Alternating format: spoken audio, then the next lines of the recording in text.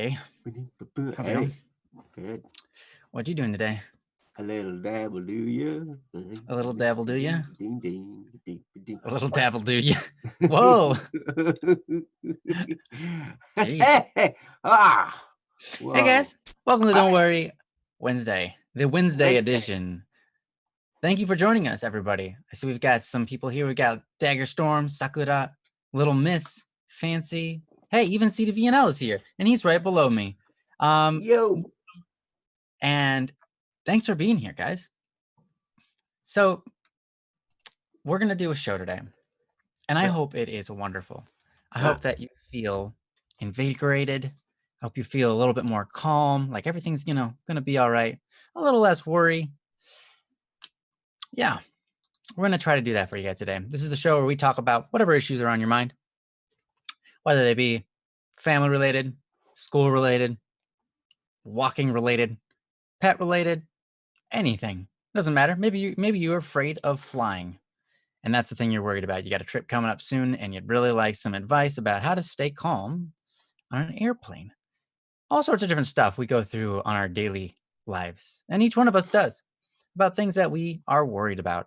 And we're here to talk about them so that we can take the best actions to solve them. We are not professional psychologists, police officers, psychiatrists, or pretty much anything dealing with the mind, but we will attempt to dabble in that sort of category. So take everything we say with a grain of salt and some good wisdom. But yeah, joining me here today is our star of the show, Joe Anderson, also known as hey, CTV now, just below me. hey. Hi, How you doing, Ryan. man? I'm great. I'm so excited today. You would not even believe how excited I am. I I can't don't even believe it. contain myself. Like, Okay, yeah, I don't believe that. I know you Yeah. don't.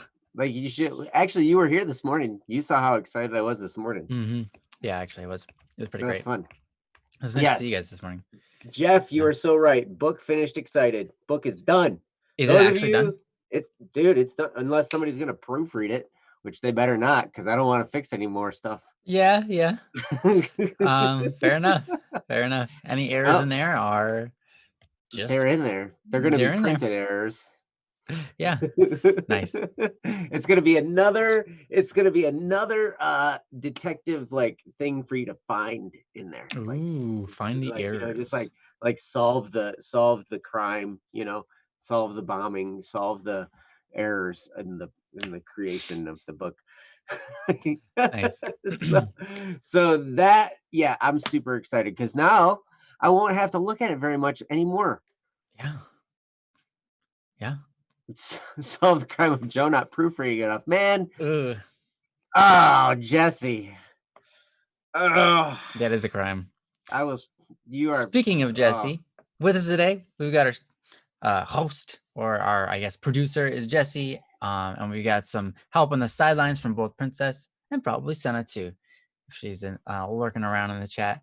And then, of course, everybody else who's hanging out around, adding to the beauty that this community is. mm-hmm. We appreciate all of you, even if you're Yes, just lurking.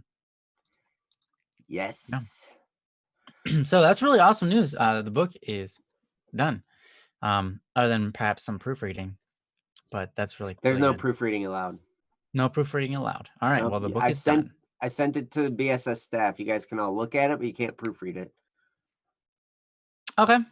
I might do that. I'll make sure I look at it with my eyes closed then. Look at it. So Yes. I don't proofread just to make sure. Right. Yeah. Uh-huh. If you come up with an error in there, it's nope. Yeah, yeah. We don't want to fix anything. Everything's good. All right. Well, with that, let's head on into the show tonight. So, Yeah. yeah. Actually, our queue is getting a little bit small here, guys. So we're gonna have to, have you guys ask some questions pretty soon here. But regardless of that, any topic is safe, so feel free. Pretty much. So here's what we got in our queue. And if you are here, feel to drop any amount of emojis you like in the chat. Just pick one pick 7. It doesn't matter. You can even do 34 if you can fit.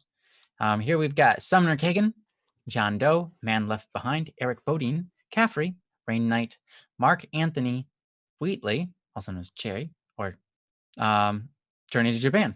Mm-hmm. And that's it, guys. See, it's really short. So yeah, I think we're gonna have to have a little bit of assistance from you guys this day. Now we can always talk about our own topics. You know, yeah. we can do I that. Like Ryan and I can talk about anything. That's true. That is Like, pretty much true. We could talk about anything. It gets dangerous when we come up with our own topics, though. Yeah. Because then you never know. You just never know. Yeah, it might just be a giant derailing whole thing where it's like, why are you guys talking about this? It's not interesting to anybody except for you two. Yeah. Oh my gosh. Yeah, we could talk about bananas. We could talk about bananas forever. We sure could. I could talk about bananas. I'm not going to. I was just about to. I was literally about to, but I'm not going to. Instead, what I'm going to do is I'm going to talk about Journey to Japan's post. So, JTJ, Cherry, we've got 2 in you from here, Temptation and Revived. Temptations, I guess that one's first. So let's dive into that one. Since your other one is discussions about future in Japan, which is awesome. Since it's about the future, I know it can hold off for just a little bit while longer. So we'll do Temptations. So yeah, let's go for it. Yeah, let's do. Oh, Temptations is solved, he said. Is it all right if we still cover it? Hey. Changed, rather. Okay, so would you rather us do Revived? Yeah, we could do that if you want. That's the question. Yep. You're the boss. You the boss, man. Actually, Ryan, you're the boss. Technically. Actually, Jesse's actually Princess. Actually, Joe, you're not the boss. I don't think you get to pick who's the boss.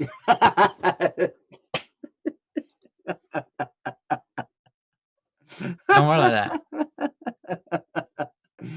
Actually, Little Miss Fancy, she's the boss. Oh, there you go. That one's actually true. Hard to explain, but I think I have, or I might have an update on Temptations, or make another post on it. Okay, yeah, that's fair. That's fair. If you want to do that, that's totally cool. So do you mind if we cover Revived then? And then we can come to Temptations on at a later time. Is that cool? I think that's probably what we'll have to do. Revived would be good. Okay, cool. Let's do it then. Yeah. So thank you, Princess, for dropping that in the chat for everybody. You can read along if you want by clicking that link.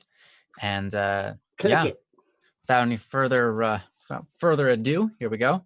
This is called Revived by JTJ, Journey to Japan. It reads as follows. I've tried YouTube. I've tried game development. I've tried music. I've tried science and astronomy. I've tried astrophotography. Holy crap, I pronounced that? Wow. You did. I've said it out loud even. I've tried voice acting. I've tried drawing. I've tried engineering. I've tried graphic design and just about every other art and science there is. That being said, I think I've tried enough of each to have a good idea of what I want to do. Upon taking the inspiration advice, I have decided that doing YouTube will be what I do. Music is fun, but I found that it's more fun listening to rather than making, in my case. Having taken 1 film class in middle school and 3 film classes in high school, I think that this will be a good route to go. That being said, Journey to Japan is being revived, and hopefully I'll be able to stick with it this time. At least, having informed my family of this, I intend on and am determined on keeping it despite any setbacks or second thoughts I might have. I've decided to do this because there's a feeling I've been missing, and that is traveling. I used to travel all the time and move all the time because my stepdad was in the army. It's part of what made my time in New York so special. We often traveled, and the times we spent on those trips were unforgettable. But also, the feeling of comfort when coming back home was also a part of what made New York unforgettable. However, with my mom having divorced my stepdad, things are going great, by the way. That aspect of my life has been brought down, and I haven't traveled in forever. I'd say that's a big reason I was uninspired at the first. Sorry, uninspired at first in regards to Journey to Japan. Moving to New York brought me lots of golden memories I'll never forget. And I think another big reason for that is because I had never lived in the north before. The So it was a North. very different experience. I believe that moving to and living in Japan will regain that feeling. It being a different experience with lots to explore. However, there are still a few issues. Upon speaking with others who have similar dreams of living in Japan, a degree in media communications, which I'd like to pursue upon deciding to create a YouTube channel, wouldn't decrease my chances nearly as much as I thought they would. This is excellent news and brings me even more hope, seeing as I had previously thought I needed a degree in linguistics, which doesn't sound as intriguing to me as media communications. Hmm. In fact, a degree in media communications would probably do me just as well as a degree in linguistics when it comes to the JET program that I intend on taking. I intend on getting a degree online so that I may attend a language school in Japan while gaining my degree. When I return from the language school, I will also be gaining my bachelor's around that time, and I will be able to apply for the JET program after, as soon as I wish, or as soon I wish. Okay. My grandmother's aunt, still alive, just thought I'd inform, actually lived in Japan for a while, and she has Japanese friends. And they said that they'd love to get to meet me, answer my questions I had about Japan, and help me towards getting to live there. These are all exciting revelations that I believe will hopefully help solidify my path towards living in Japan. I already have a video plan for Journey to Japan that I will be sure to share. That being said, the issue now becomes I don't know how long I should live in Japan. I'd love to spend my whole life there, but with family across the world, that might be a difficult thing to do. On top of that, lack of travel on tolls on my inspiration when it comes up to it. Sorry. On top of that, lack of travel takes a toll on my inspiration when it comes to it. But I don't want to live life years from now regretting turning down the opportunity to live abroad. So that serves me as good motivation. Also, this has got to be the 10th post I've made around this topic. I am very determined to make this my final topic around this issue, too. If it comes down to it, then I'll even make it my dream for this to be my final topic about deciding what I'll do. This is it. And I promise to myself of such. And a promise to myself of such, rather.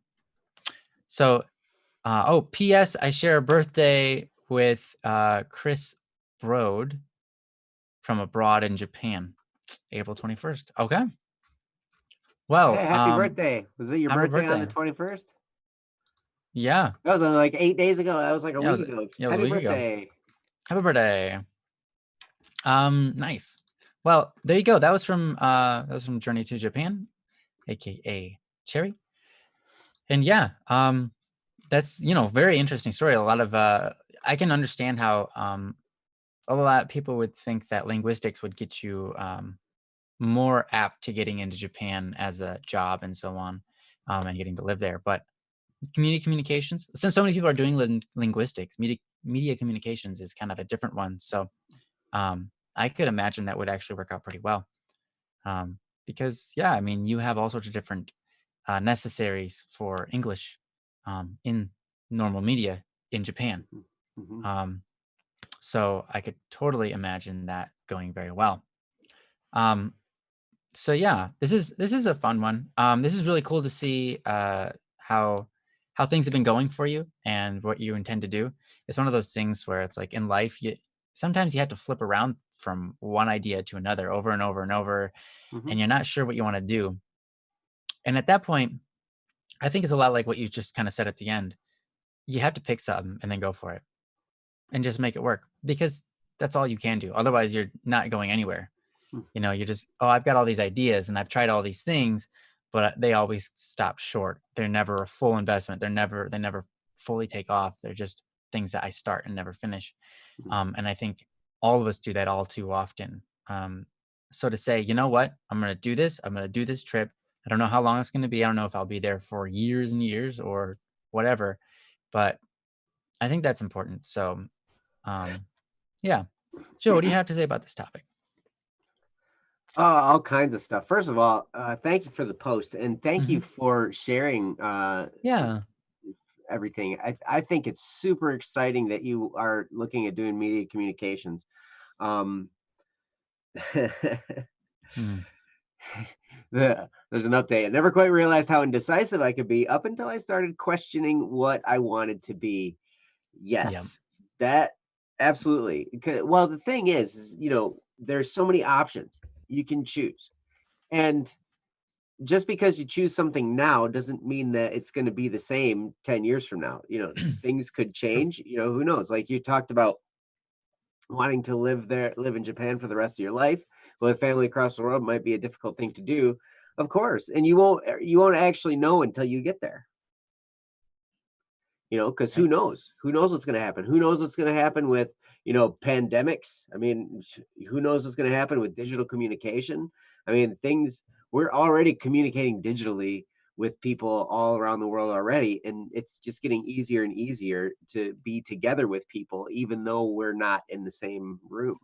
So, I mean, technology has bridged the gap in a lot of ways, and media communications is great. Jeff Mosier would be super excited to hear you say that too, I'm sure, because he's been in communications forever. I mean, he's been in broadcast media for most of his whole life, and his working life anyway. And it's a really really exciting field, and there's all kinds of stuff you can do with it. There's I mean, you can go into TV, you can go into movies, like you were talking about doing YouTube. You can turn that into podcasts, you can turn that into whatever. And I studied media technology for a while in college. It was when I shifted majors a whole bunch of times, and that was one of the ones that I was for a Hmm. while. And it's great. I mean, you can learn a whole lot of stuff. I also learned a lot of stuff from a friend of mine who was a communications major, and he recorded my he recorded like my first solo EP that I ever made. Like he was the guy who recorded it, engineered it, and it was actually perfect. I didn't have to pay him because it ended up being his senior project for his communications degree. So Nice. he was like, we worked together at the same music store, and we were just talking about recording stuff, and he's like, yeah, I need to do this recording project. I'm like, hey, I need an EP made. Like I've got like 4 or 5 songs I need recorded. Would you be able to do that? He Yeah. said, yeah, would you mind if I made it my project, like, and shared it with my professor and all that kind of stuff? I'm like, absolutely, you know. So I ended up getting a free recording out of the deal, which is kind of cool. Um, That is but cool. yeah, but it's amazing. Um, all the different things you can learn in that field. So the only question I would ask, and one for you to ask yourself, is what will the degree mean for you? Is there uh, anytime someone's going down the path of getting a degree, I'm very encouraging. I think it's awesome. I think somebody should get a degree. But are you after that degree for the knowledge you're going to gain, or are you after it for the credential, like the degree itself? Because a lot of times people go to college and they just care about the credential. All they're after is the degree because, hey, if I get the degree, then it's going to open up the door for certain jobs or whatever, right? But in this field, in media communications, you are going to be exposed to a wealth of available knowledge that you'll be able to use. that would be so huge. And if you're going after it for the knowledge, then man, that's great. Um, and I think, probably both could be beneficial to you, especially depending on what you wanted to do. If you just wanted to do YouTube, you can start that right now. You just need a webcam and some audio stuff, whatever. I mean, we don't have a whole lot of equipment, but we're here broadcasting, on YouTube, and it's Mm. fun. And so you can totally do it bare bones. It doesn't take much to start being a YouTuber and to go down that path. And it would be great practice for your degree program as well, to start just creating some stuff, putting it out there. It doesn't matter if you're getting lots of views right now. All that matters is that you're doing it. I remember when I was talking to Joe, my counterpart on Double Cup of Joe. We were talking about getting this show going and everything like that. And we're like, really honestly, for we're not even really concerned with our numbers. I mean, at first it was kind of fun to see where we were at, but now it's just like I don't even pay attention anymore, because to me, the whole reason for doing this is, one, I mean, we're interacting with people when we're on our show. That's like key number one thing. Like, we want to hang out with you guys, right? That's one of the reasons we do Don't Worry Wednesday. We want to hang out with you guys. But as far as our professions as YouTubers or media producers or whatever goes, I see these times when we have when we're not having lots and lots of views. It's kind of like, if you've heard the story about the Beatles, the band from over in Britain, the Beatles from like the 60s, um, Yeah. they played every day in this rundown bar in Hamburg, Germany, for like, in front of like, I don't know, 10 or 12 people. And they played there for hours every day. Like, they booked this stuff and they just played and played and played and played and played. And they didn't hardly get any results as far as people watching them. But all that playing in that place, what it did was it made them really, really good performers and really, really good musicians. And that was kind of like their training ground, those years, it basically going in obscurity, where they were playing to very, very small groups of people. And then all of a sudden it seemed like they're on the world scene. But they would not have been able to handle being on that world scene if they hadn't had those years of just doing it, not being, not kind of just in obscurity, where their audiences were very small. And so I look at that, I'm like, if we have a very small audience, I don't care. I still think this is valuable to do. And one of the things is, we have it way better with what we're doing, because we actually get the chance to have conversations with you guys, and it can be more personable because there's not as many of you right now.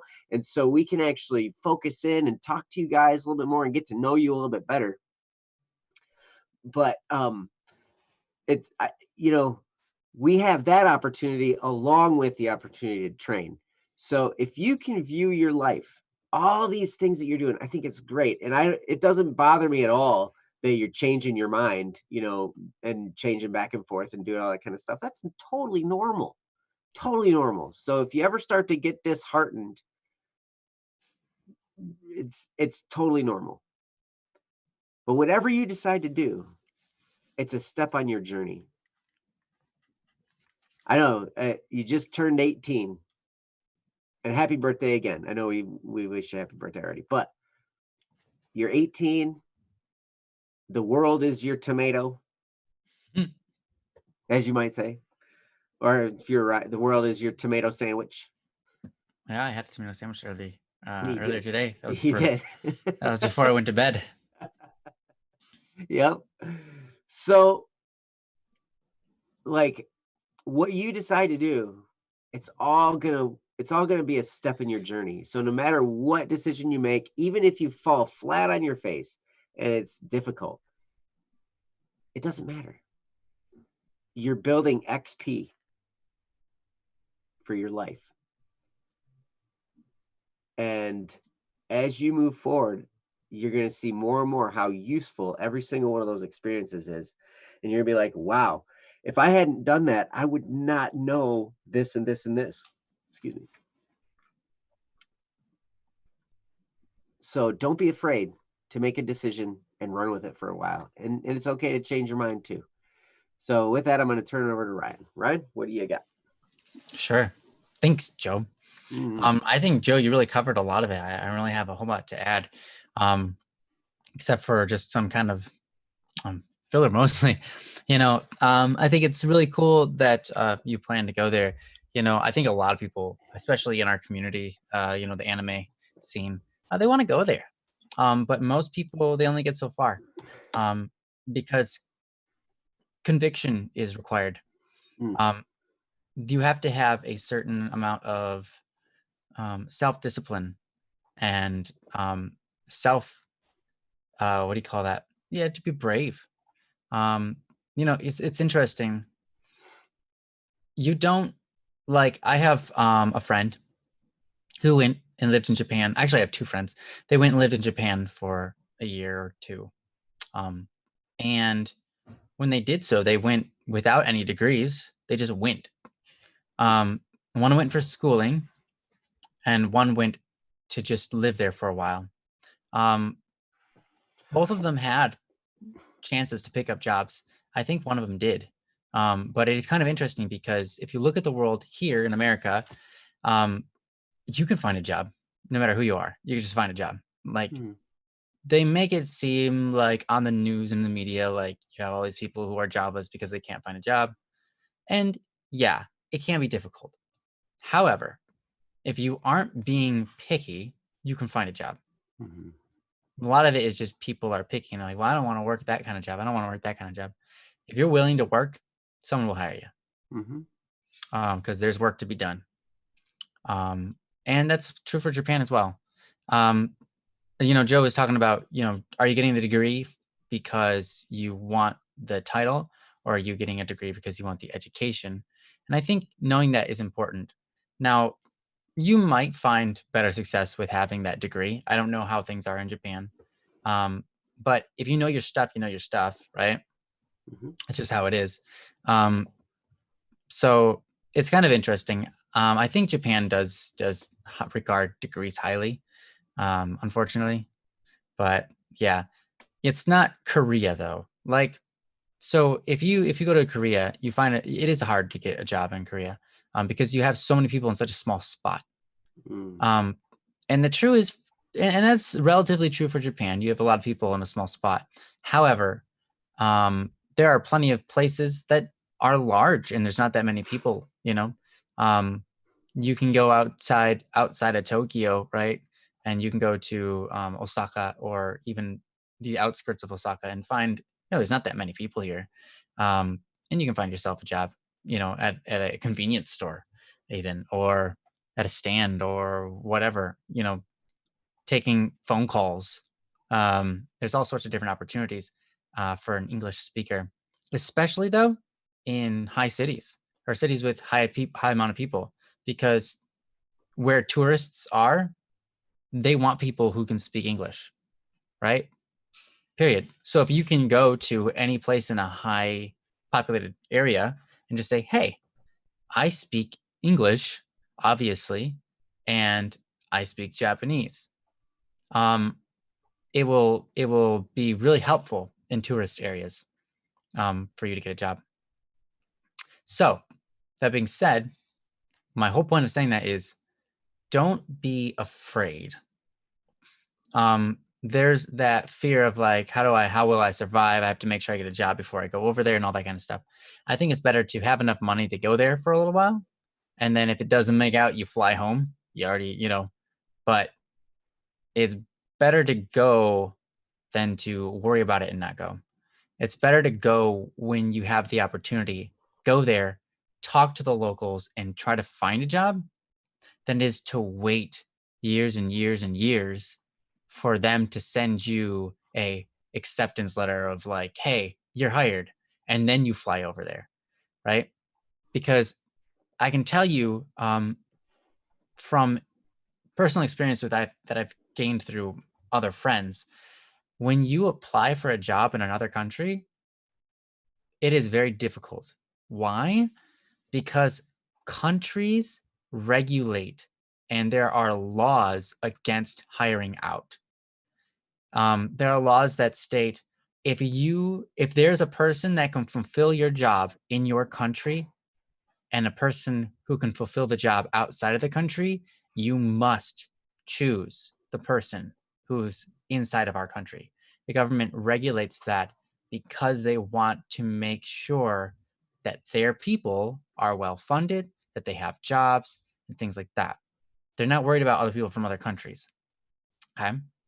And that's true for Japan. So, um, don't put all your money in the bank waiting for your um your what do you call that? Don't wait out until you get hired by some group of people before you move to Japan, before you leave to go there. Obviously be responsible with your money, obviously make sure you have a budget, all of these things you have to. But what my whole point is, don't wait. Um because you'll find that if you're actually in Japan, you can get jobs a whole lot easier because you're face to face with people. You can go up to the counter um, and talk to somebody and say, "Hey, I'd like a job here," even if it is for media communications. You go inside the building, you're like, "Hey, I do media communications. Here's my resume and stuff like that." And whatever, right? It's going to give you a lot higher of a chance and opportunity than if you are outside of Japan sending emails or letters or applying online. It's just true.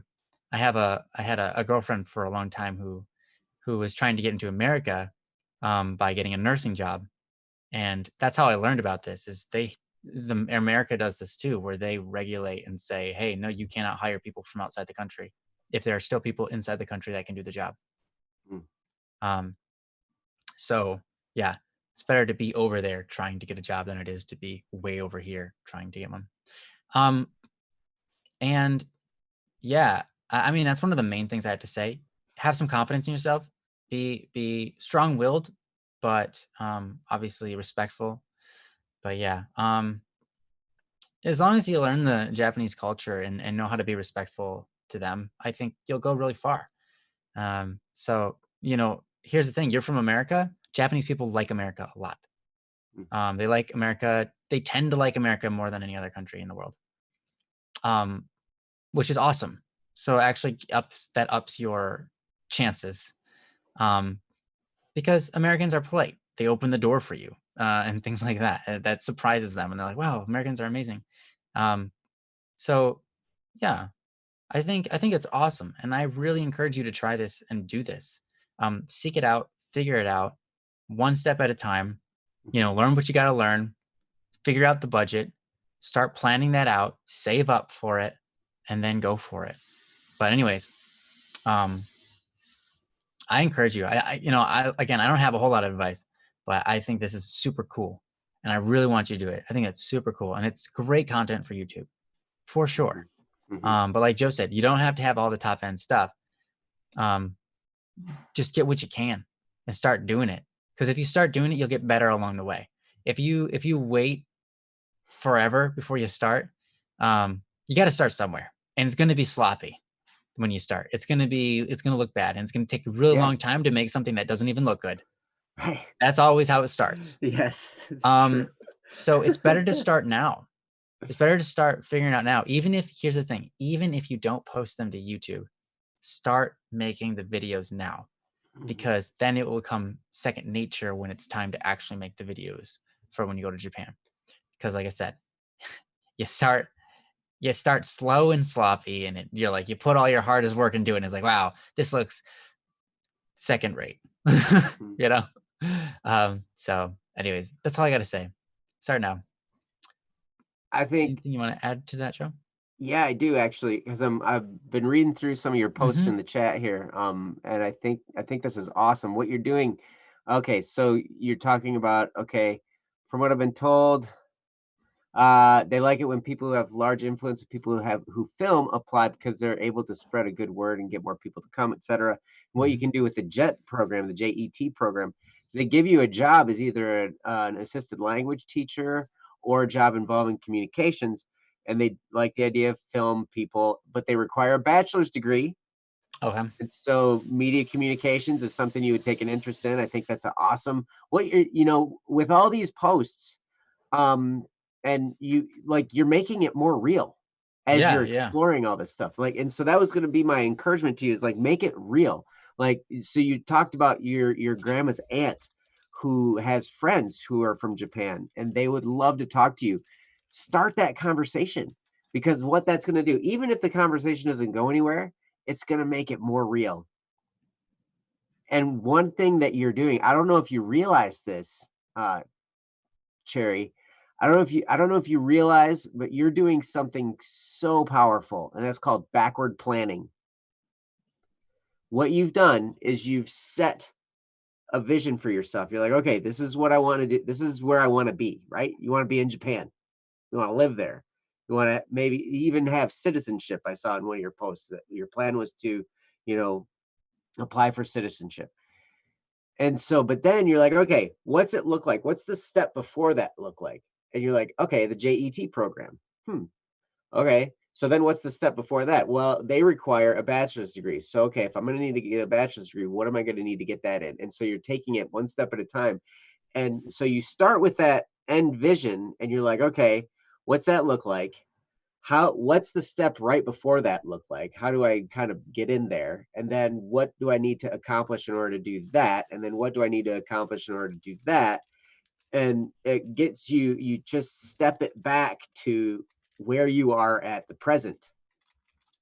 And then what you have is you have a path all laid out to your goal, which is super duper powerful, because now you've taken out a lot of the guesswork, and it's exciting and it's motivating. Now here's one thing I want to caution you. As you're going through this plan, you've done this backwards plan and you're like, okay, this is my next step. Very rarely does the step you take actually look like what you think it's going to look like when you're actually in it. So just because when you get in there, don't be surprised if it's not everything you expected, or if it's not all you imagined it was going to be, because everything is different once we get into it. Mhm. I had no idea, that I'd be doing this type of stuff, that I'd be on YouTube, doing live streams. I had no clue. But this Sure. is this is part of it, and it's great. I love it. I love every minute of it, you know. And but one of the things, like, as you move forward, don't be discouraged when something isn't going exactly like you thought it was going to go. It doesn't change the fact that you still have that goal and you still have these steps along the way.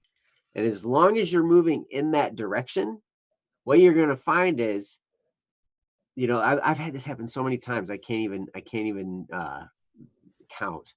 But you go down this path and you're looking and you're going and you're moving forward, and this path, all of a sudden a door closes for you and you're like, oh, I can't do this anymore, can't do this particular step. But right then, or maybe it might take a little while, but then another door opens and you're like, oh, I have a new way around, a new way through to get to that next step, right? And so always be mindful. Hey, if something doesn't work out exactly the way I want, it doesn't change my overall goal. It just might change my path a little bit. I might have to make some adjustments along the way, and that's okay too. All right. So I just want to encourage you. What you're doing is so great. Your backwards planning, that makes it real. That gives you a path to go on, and it lights up, a whole bunch of stuff, which is awesome. So, but then as you take those steps, if it doesn't look exactly like you thought it might, that's okay. That's normal. And when you get there, you'll be like, oh, Joe said this is going to be like this. So keep that in the back of your mind. And then always remember, if a door closes, That doesn't mean you throw away the whole package. It just means, I have to make an adjustment. And so then you can make an adjustment where it's applicable and do that. So, yeah, that's what I had to add, Ryan. So, Yeah. Cherry, I'm super proud of you. That's so great. I like what you had to add, actually. That was really good because it's true. I mean, sometimes you get in there, you had no idea what you're going to be doing, and you find yourself doing something you had no idea you would ever be doing. It's so cool. Life just works that way. And either way, you're still, serving a purpose. You're still doing great things. And it's awesome. And Joe's right also. I mean, the way that you're planning it out, the more you study it, the more you look into, okay, how do I make this a reality? The more it becomes a reality. The more your brain starts to associate this and say, okay, yeah, this is doable. This is a thing. Like all I have to do is just do it. That's no problem. I can do that. So keep on keeping on with all that. That's absolutely awesome. Mm-hmm. Yeah. Yep. Thank you. Thank you, Cherry, for sharing with us. It's really cool. So yeah. Yep. Oh, Yep. cherry vanilla Coke. Cherry vanilla Yeah. Coke is great. I haven't even had that in without the forever. cherry, I like vanilla Coke. I like vanilla Coke. I like cherry Coke. I like cherry vanilla Coke. I remember I had one of the strangest, but like I have a memory. I don't know why I like this memory so much, but it just makes me feel happy. I have this memory of being on a boat. And I don't even know who we were with, but I was with my best friend at the time, Andrew, and we were on a boat and we were both drinking a cherry Coke. And I think it might have even been cherry vanilla, but it was cherry Coke at least. And this was like way back in 2000 no, this was before 2000. This was like 1990 something. Anyways, we were on a boat and it was like a speedboat. We're both sipping a cherry Coke. And on the radio comes the song Chicka Cherry Cola, which is called Chicka Cherry Cola, but that's what everybody calls it. Every time I see your face, I just close my eyes and I am taken to a place for your crystal mind. I'm a gentle breeze. I take a shape in the face of my mind. We have Chicka Cherry Cola. Yeah. Ooh, I want you. I don't know if I need Who is you. that? That's Savage Ooh, Garden, I isn't it? wanna find out. Yeah, Savage Guard out. Yeah. Savage Garden. Savage Guard out. Savage Guard out. Guard out. Guard out. That's what I call gardens. Guard out. You know why they call guard-ins? It's instead of a guard in, Because it's you a have guard to out. guard them from possible. It's an area of farmland that you guard to preserve from animals who want to eat it. So it's a guard in, and you guard it. You guard it, and it's in. You guard in. You don't want to guard out. My dad goes crazy. He puts electric fence around his garden. Yeah. Yep. At least around the corn. Nice. I've had that corn. Not that corn, but I've had that corn. Yeah, yeah. I've had corn that's grown in the dirt from your yard. Yep. And tomatoes. I mean, tomatoes and green tomatoes. Green tomatoes, peppers. Awesome. Oh yeah, that's good. Oh, yeah. Yeah. Yep. Fresh veggies, all awesome. Anyways, back to the show. How are you guys doing? So apparently Random is here and we have a very old topic from them. I'm being informed. It's called How Do I Pick Myself Up? Yeah. It was from July 5th of 2019. Wow, it's almost a year ago. Yeah, that was like almost a year ago. We should do it. Honestly, guys, we don't really have a topic right now. So literally, we're just kind of grabbing at the air. Okay, that's not literal. Figuratively, we're grabbing at anything we can. So okay, that part is literal. So Random, do you mind if we just talk about this one? I mean, it's something to do. Yeah, because we need more topics. Sakura is writing a topic right now. Awesome. Thanks, Tsubasa. Cool. Yeah, but Random, if you would like us to do that, that'd be great. I would love to. Can we? In fact, I will speak for you if you want me to. He will speak for you. You say yes to us. Thank you for letting us do it. Is that what you meant? Pretty much, yeah. Yeah. Yep. That's all right. That's all right. Hey, you know what? Someday I'll have a topic. It's all right, Tara. It's good. It's good that you're usually stable. So that's good. Well, you don't have to be unstable to have a topic. Yeah. Could Could you you repeat repeat? me? Okay, we have no topics particularly on like ready to go right now, but we have one from you that was from a year ago. And it's called "How Do I Pick Myself Up?" Would you mind us doing it? Not at all. You guys should do Oh, okay. Thank you, Random. You sound a lot like Joe covering his mouth doing a falsetto. it. Oh, cool. You said, "Yep." Thanks, Yay! Random. Perfect. Thank you. Okay, thank you. This will give us something to do. And then obviously we have more coming since Sakura is doing one right now and maybe someone else too. So thank you guys. We are Um, delighted. We're delighted yeah, to see you thank again. you It's so been much. a long Yeah, time. honestly, I was going to say that too. It's really cool to see you, Random. It's been a while. So welcome back. So this one is from Random. It is titled, "How Do I Pick Myself Up?" And it reads as follows. A lot of hurtful things have happened, continue to happen, and will happen in the future. I feel their effects. Desire to isolate myself. Extremely cold and calculated decisions in times of distress and fear of not completing tasks in the most perfect way possible, etc. What I want to know is, how do I pick myself back up faster and have better control over my mind and actions? As I have realized that sitting and doing nothing won't change anything. Crying so many times over being hurt so often won't change anything. Um, Thank you, Random, for letting us do this one. And that was what was written.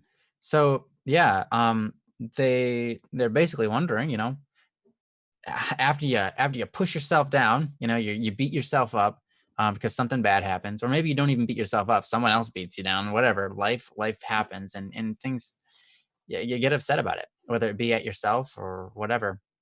How do you pick yourself up? How do you keep a stable and control mind? How do you keep a stable mind and control over it? There you go. And then your actions, which come from that as well. Um, yeah, what do you do with these emotions and these sort of things? It's a really good question. And I'm happy and I'm excited to cover it because this is something that everyone has to experience in their life and everyone has to figure out. And if they don't, this is called emotional quotients, IQ, or EQ, I mean, as opposed to IQ, which is intelligent quotients. But yeah, this is something that if we don't learn these type of things, how to pick ourselves up and how to react to our emotions and choose what actions and stuff like that, if we don't learn that, we end up just hurting ourselves and not moving forward and being stuck for a really long time in our lives. We end up getting in a lot of drama that's really unnecessary. We end up just feeling down all the time and stuff like that. Like it is really important. So yeah, without further ado, I'm going to give it over to Joe, and I'm sure Joe has a lot to talk about on this subject.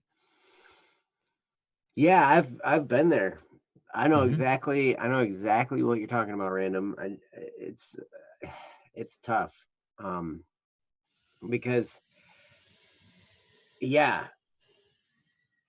we don't ever get to escape pain. We try to avoid it as much as we can, because because it's not enjoyable to be in pain. Yeah, Yeah. right. So most of the time we try and avoid it, Pain but is my then favorite. but it's inevitable. It's inevitable Inevitable. that we will experience it, right? So we're gonna get knocked down for sure. Like that's just kind of the nature of life, the universe, and everything, which you should know, a random lover of physics and the universe, because Hmm. it's just kind of the nature of things, right? Yeah. Everything kind of cycles. So one of the things I think the thing that has helped me the most, because I've heard a lot of different things, I've read a lot of different books, and I've all kinds of there's all kinds of little pep talk things you can give yourself, like, hey, this is just a step along the journey, it's okay. And hey, when you get knocked down, you it's not about how many times you get knocked down, it's about how many times you get back up that matters. And there's all kinds of great platitudes we can go on, right? But the best thing that's helped me, well, there's two. One is having a pretty strong faith.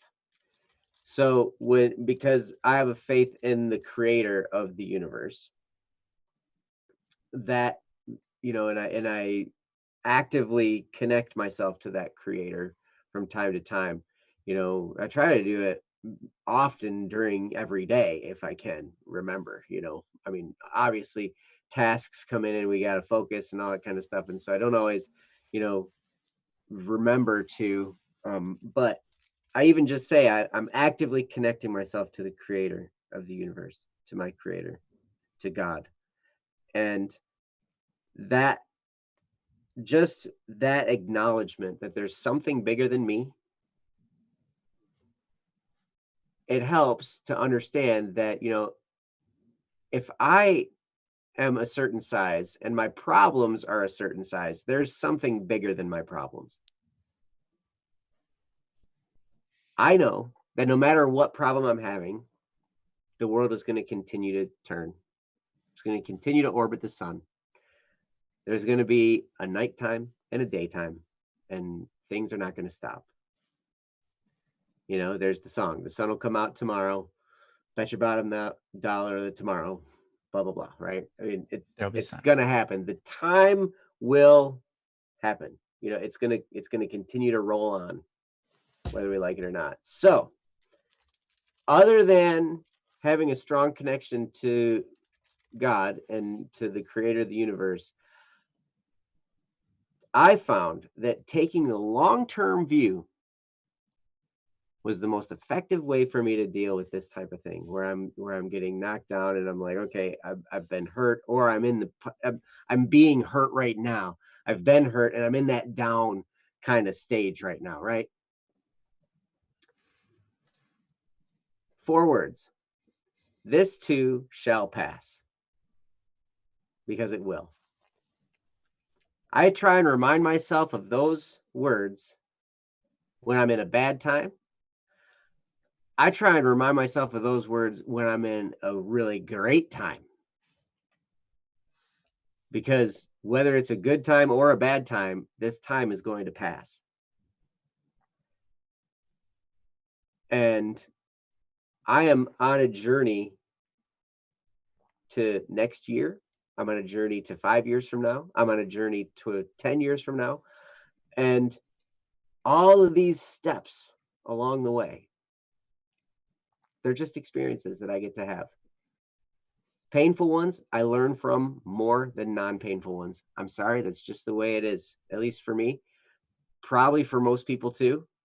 When things are great and I had, everything went my way and, I'm happy about it and everything was awesome, I don't learn all that much. But when things are hard and painful and difficult and make you want to cry and it just hurts, those are the times when I learn not only how to navigate a situation, but I also learn a lot about myself and how I respond to things. So one of the things you can do in those moments is you can pay attention. Okay, how am I responding to this and why? Why am I responding to this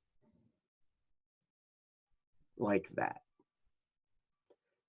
And when you start to answer those questions, then you start to learn about yourself. And then when you start to learn how you naturally respond to things, you can then make adjustments to, okay, why do I naturally respond like that? What is going on in my psyche? Is there anything I can do to change that and fix it so I don't spend this time here?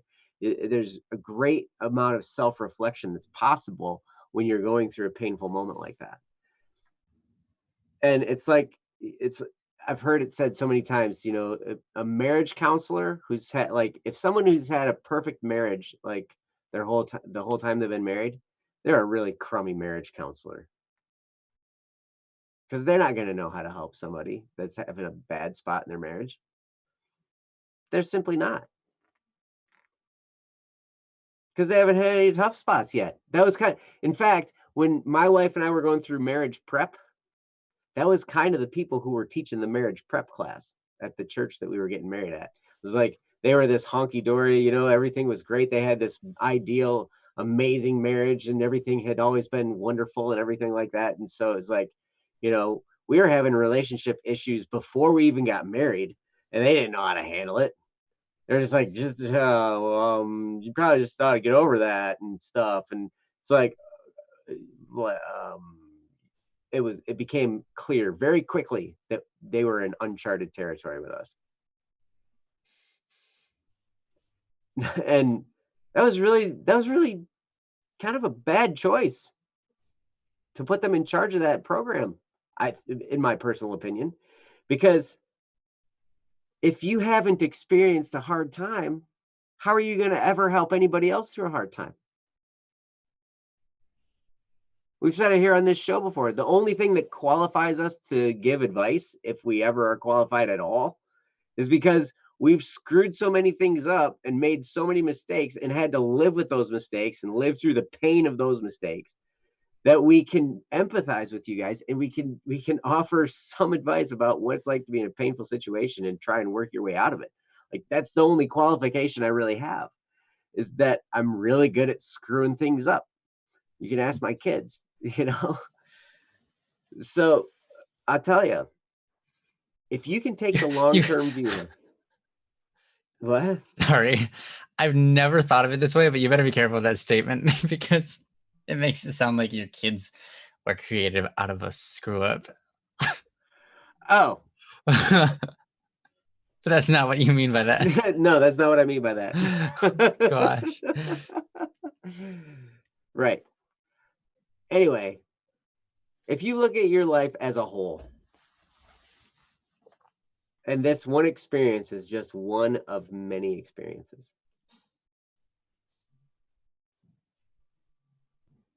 it gets easier to handle. At least in my experience, it gets easier to handle, because it's like, oh, this is just one little tiny little spot of my entire existence. And you know what? Maybe I can learn something from it. What can I learn something from it? And what type of thing? Can I learn something about myself? Can I learn something about the nature of the world? Can I learn something about the nature of another person? Like, how is this experience going to teach me something? Because that's all it is. Painful experiences are lessons. And as we learn and grow through these experiences, it just makes us a stronger and more compassionate person. And we're just better equipped the more we go through it. So you are in training every time you have an experience like that. It's like exercise. You are getting stronger. So those are just some random thoughts, I guess. Hopefully some of that's helpful. And I'm going to turn it over to Ryan. Ryan, what do you got? Sure. Thank you, Joe. Thanks for starting it off. I think you had a lot of good things to say, so I appreciate that. One of the things that I find interesting in this category, you know, you say, what do I do? Excuse me. What do I do to pick myself up faster, have better control over my mind and actions? This is really interesting. Here's something that I learned eventually, and that is this.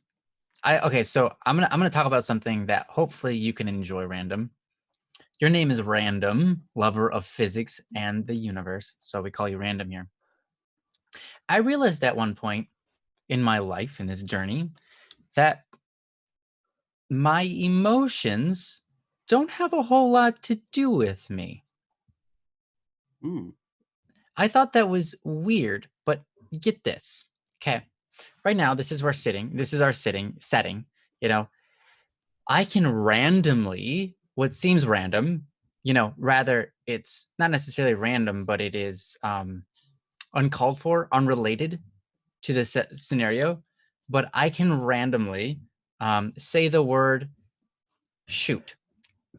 What does shoot have to do with this scenario right now? Nothing. I can reach over here and grab this owl and go like that with it, and then go like this with my arm for a while. And this has nothing to do except for explaining random things that I'm doing. and it has nothing to do with my emotional state. I want an owl that does that. Yeah, this is actually pretty squishy. Yeah. But any moment, like I could just take this, I can move this around. What is this? Oh, it's a monitor. Oh, look at this, guys. This is a monitor. This has nothing to do with the way that I'm feeling. These are just random actions. And I figured out in life that my actions, my response doesn't have to have anything to do with the scenario or with my emotions. And in fact, what I would do when I was in school once in a while is something would be going on, and I'd be like, what would be the most random, unattached thing that I could do at this particular moment in time? And then I would do it, and usually I get a laugh because it encourages humor. It's humorous when something unexpected happens. So, we're all just sitting there, talking, and then all of a sudden I'm just like, guys, hi, I just saw, oh my gosh, there's a bug on the ground. See you later. And then like they'd be like, what was that all about? And then I would leave, and it would be like, why did he leave? Like, what was that about? That doesn't make sense. They're like, Ryan's on drugs. Ryan's on Yeah, drugs. Ryan's like, yeah, Ryan's totally freaking out right now. He's so weird. Because I realized that how I feel inside is just a feeling, right? I don't have to respond to that. In fact, I can respond opposite of it. I can respond however I choose. I can come up with new responses that don't even make sense to the scenario and just do those things. Like, it's weird, right? But it's the truth. Our emotions, they happen inside of us.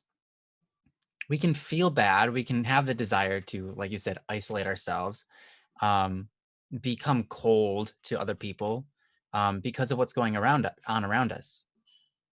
But at some point, we also have to acknowledge that what's going on around us doesn't have to have anything to do with us. If we so choose, we can be like, just happy-go-lucky. Like, all of a sudden, oh, like, I don't know, you left the stove on too long and now you burnt your food. And some people will get upset about that. And some people will just go, oh, well. And some people will go, hey, guys, you want to go like hang out on the roof?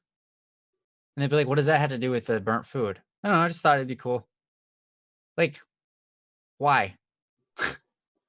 Because it doesn't have to do with the food. Like, we don't have to get emotional. We don't have to respond. We make that choice. And the thing is, we make that choice every time. Yeah, you said I figured that out a long time ago and actually ended up numbing my emotions. Yep, with that knowledge, I could change my response, or with the knowledge that I could change my response. Yes, exactly. So, my whole point here is this.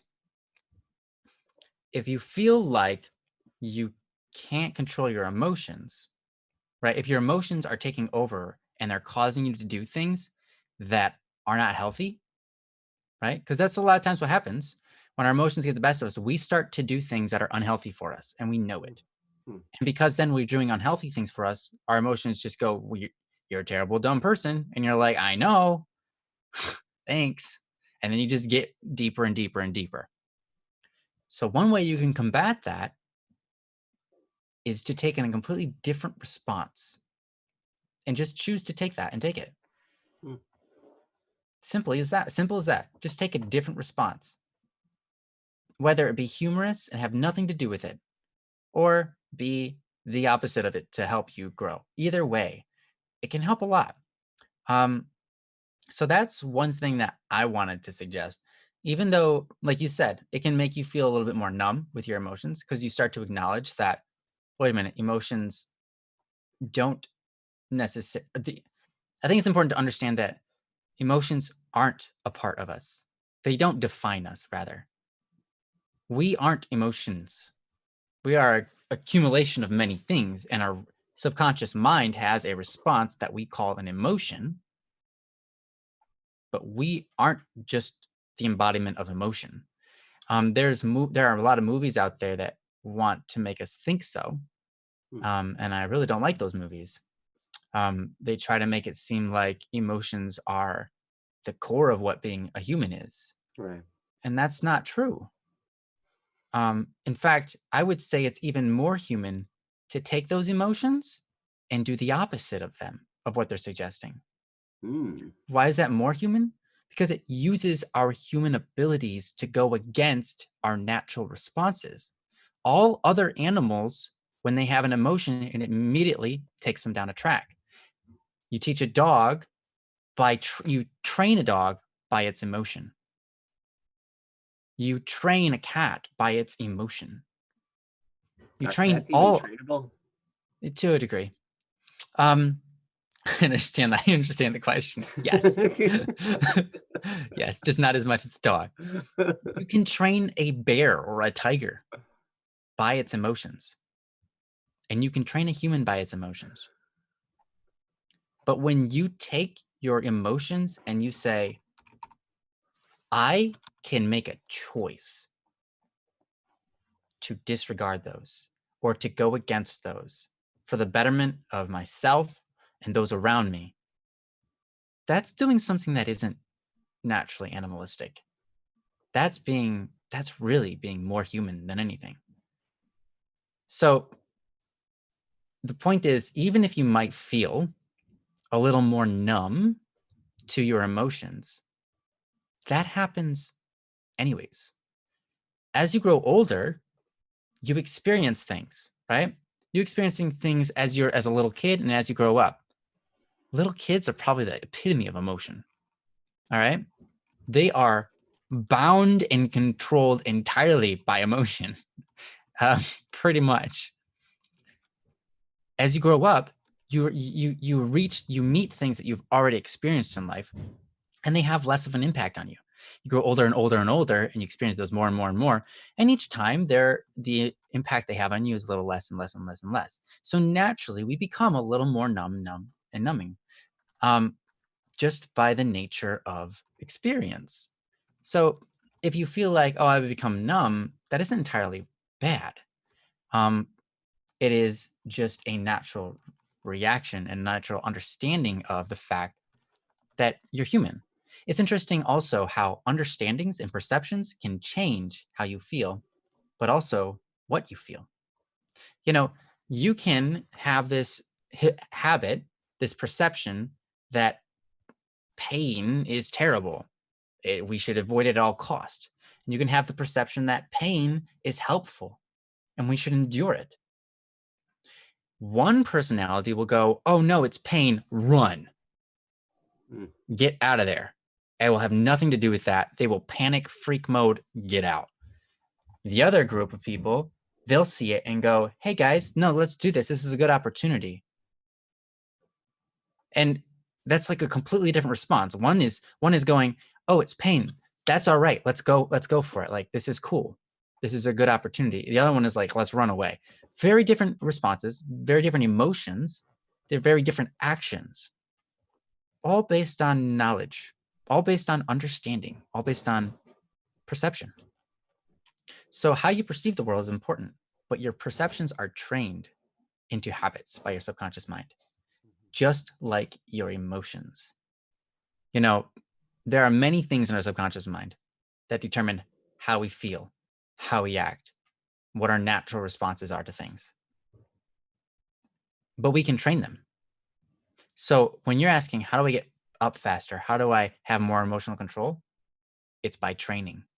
You train yourself through taking an action or a response over and over and over and over and over. That's what a habit is. You program yourself a habit, and then it starts acting automatically without you having to tell it to.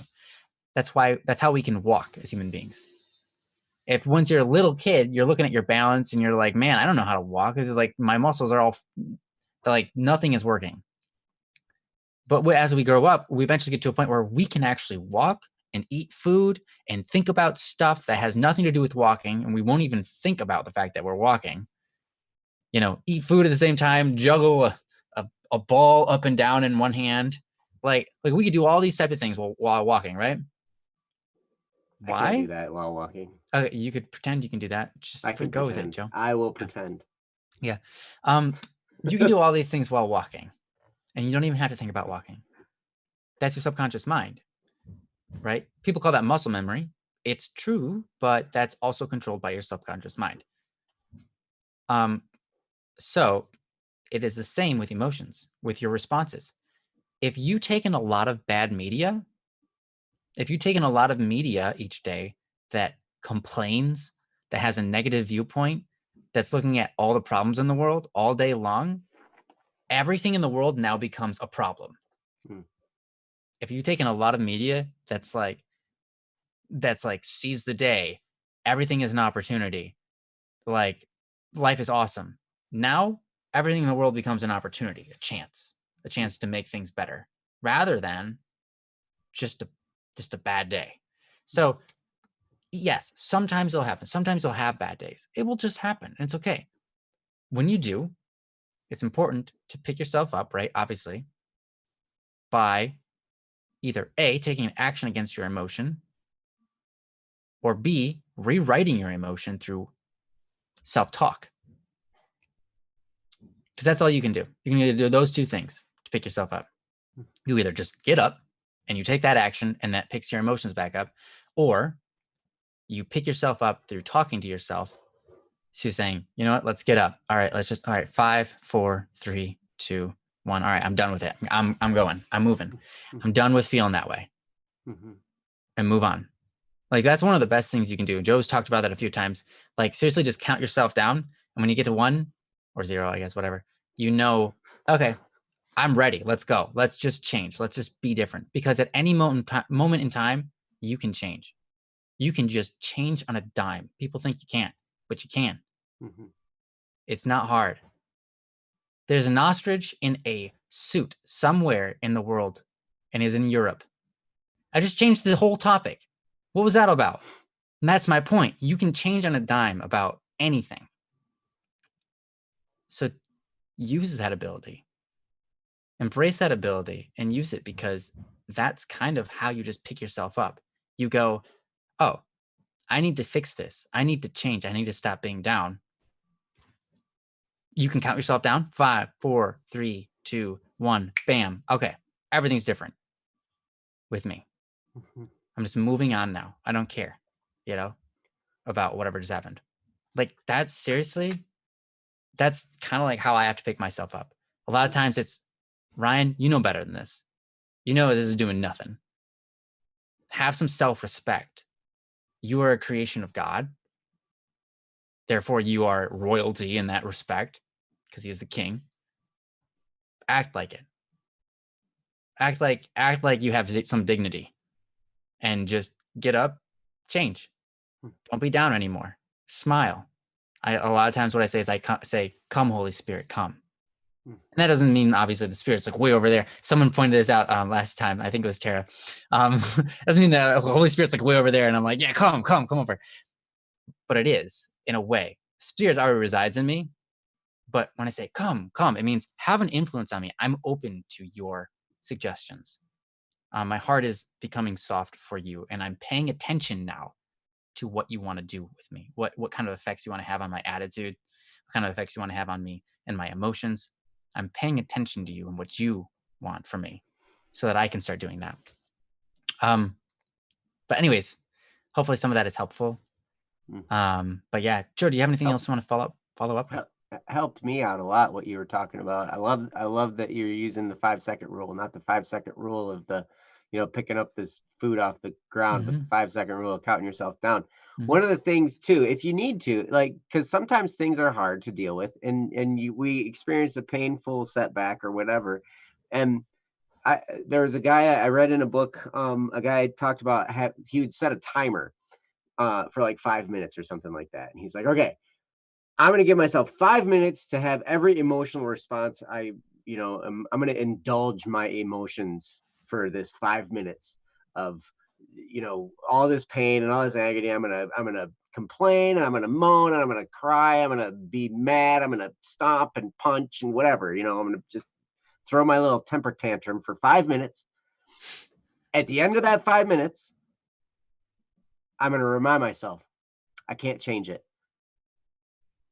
Can't change it. These are the circumstances of my life now. Can't change it. And it's time to move on. I don't think I could even go for 5 minutes. Yeah, well, that's what he said. He said it used to be he'd have to take the whole 5 minutes. And then, and then as he would do it more and more, now he like he sets it for 5 minutes and then like he's done after 30 seconds. Yeah, that Like, makes he's just sense. like, he's just like, okay, because I know where I'm going to get to in 5 minutes. Like, there's no point in continuing, right? Yeah. You don't have to continue for the whole 5 minutes if you don't have to, right? But the whole point is, when you come into a situation, it's like, okay, this is a situation. I remember having this happen years ago. I had started kind of down this path of becoming a little bit more strong in these situations, and I would start to say to myself, well, I guess that's how it is. Well, I guess that's what I guess that's how it's going to be, or something, something like that, where I just would kind of say, okay, this happened. I guess that's what happened. Well, what am I going to do? I can't do anything about it. And I was with a bunch of friends, right? And I had a tire that was flat, and I was at a friend's house, and I was like 2 hours away from my house, right? And I'm sitting in their driveway, and I had this flat tire, and I'm like, oh crap, like, okay. And my buddy, my poor buddy, he gets down there. He had an air compressor, right? And so he plugs it in the tire, and he's filling up the tire with air. I'm like, let's see if it holds air, right?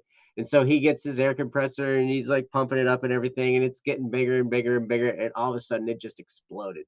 Just boom! Like blew out the side of the tire and everything like that. My gosh. And there was like a whole group, there was like a dozen people standing around watching this thing, right? So we were having this get together. And all of a sudden, boom! And right after that, I looked and I was like, well, I guess that's that. I guess I'm putting on the spare, like whatever. But and one of my friends just started laughing when I said that. He just cracked up. He's like, it's like, what? I guess that's that. Okay. Like your tire just exploded.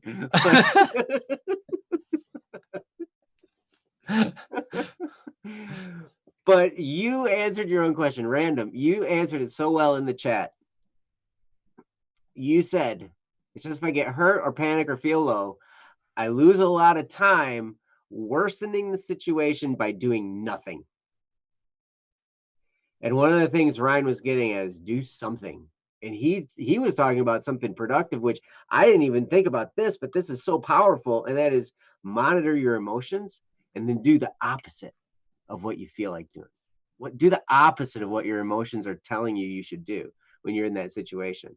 Because it's so true. Like if you start taking action in the opposite direction, your emotions are going to follow your action. Mm-hmm. So that's one thing that's interesting about that is then your brain starts to question itself. So then every time you have an emotion, it flips a switch and says, hey, is this emotion okay? Can we run with this? Rather than an instant reaction where your brain has an emotion and you just instantly do the bad thing or even the right thing, because emotions can be good. But instead you have this like delay timer where your brain is like, here's an emotion. What do you think? And you're like, oh, thanks for that. Okay, I think I'm going to go this direction. Mm-hmm. Yep. And I see your post here, random. One of your recent ones that said you had your first success last week for the first time in a very long time. Stack those up. Remind yourself of victories. We've all had victories. We've all had defeats. Sometimes it feels like we're going through defeat after defeat after defeat after defeat, but you have had victories in the past.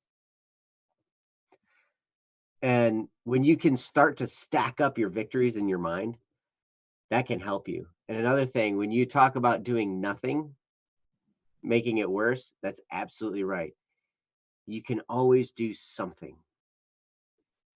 Even if, I mean, okay, disclaimer, legal disclaimer, you probably should never ever start an exercise program. I'm not a doctor. You should talk to your doctor, and your doctor will probably talk you out of it. So never exercise, okay? But my recommendation is exercise.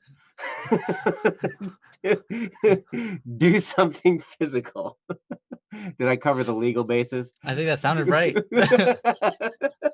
That was Yeah, legitimate, legal terms and everything were used. Right. But so I find that that helps me a lot. You know, if I'm having a really struggle of a day, you know, and I've been beaten up by a whole bunch of circumstances throughout the day. I know if I get back and I start, you know, doing something physically, it's gonna clear my brain up. It's gonna clear things up in my head, and I'm gonna be like, oh yeah, you know, this isn't so bad.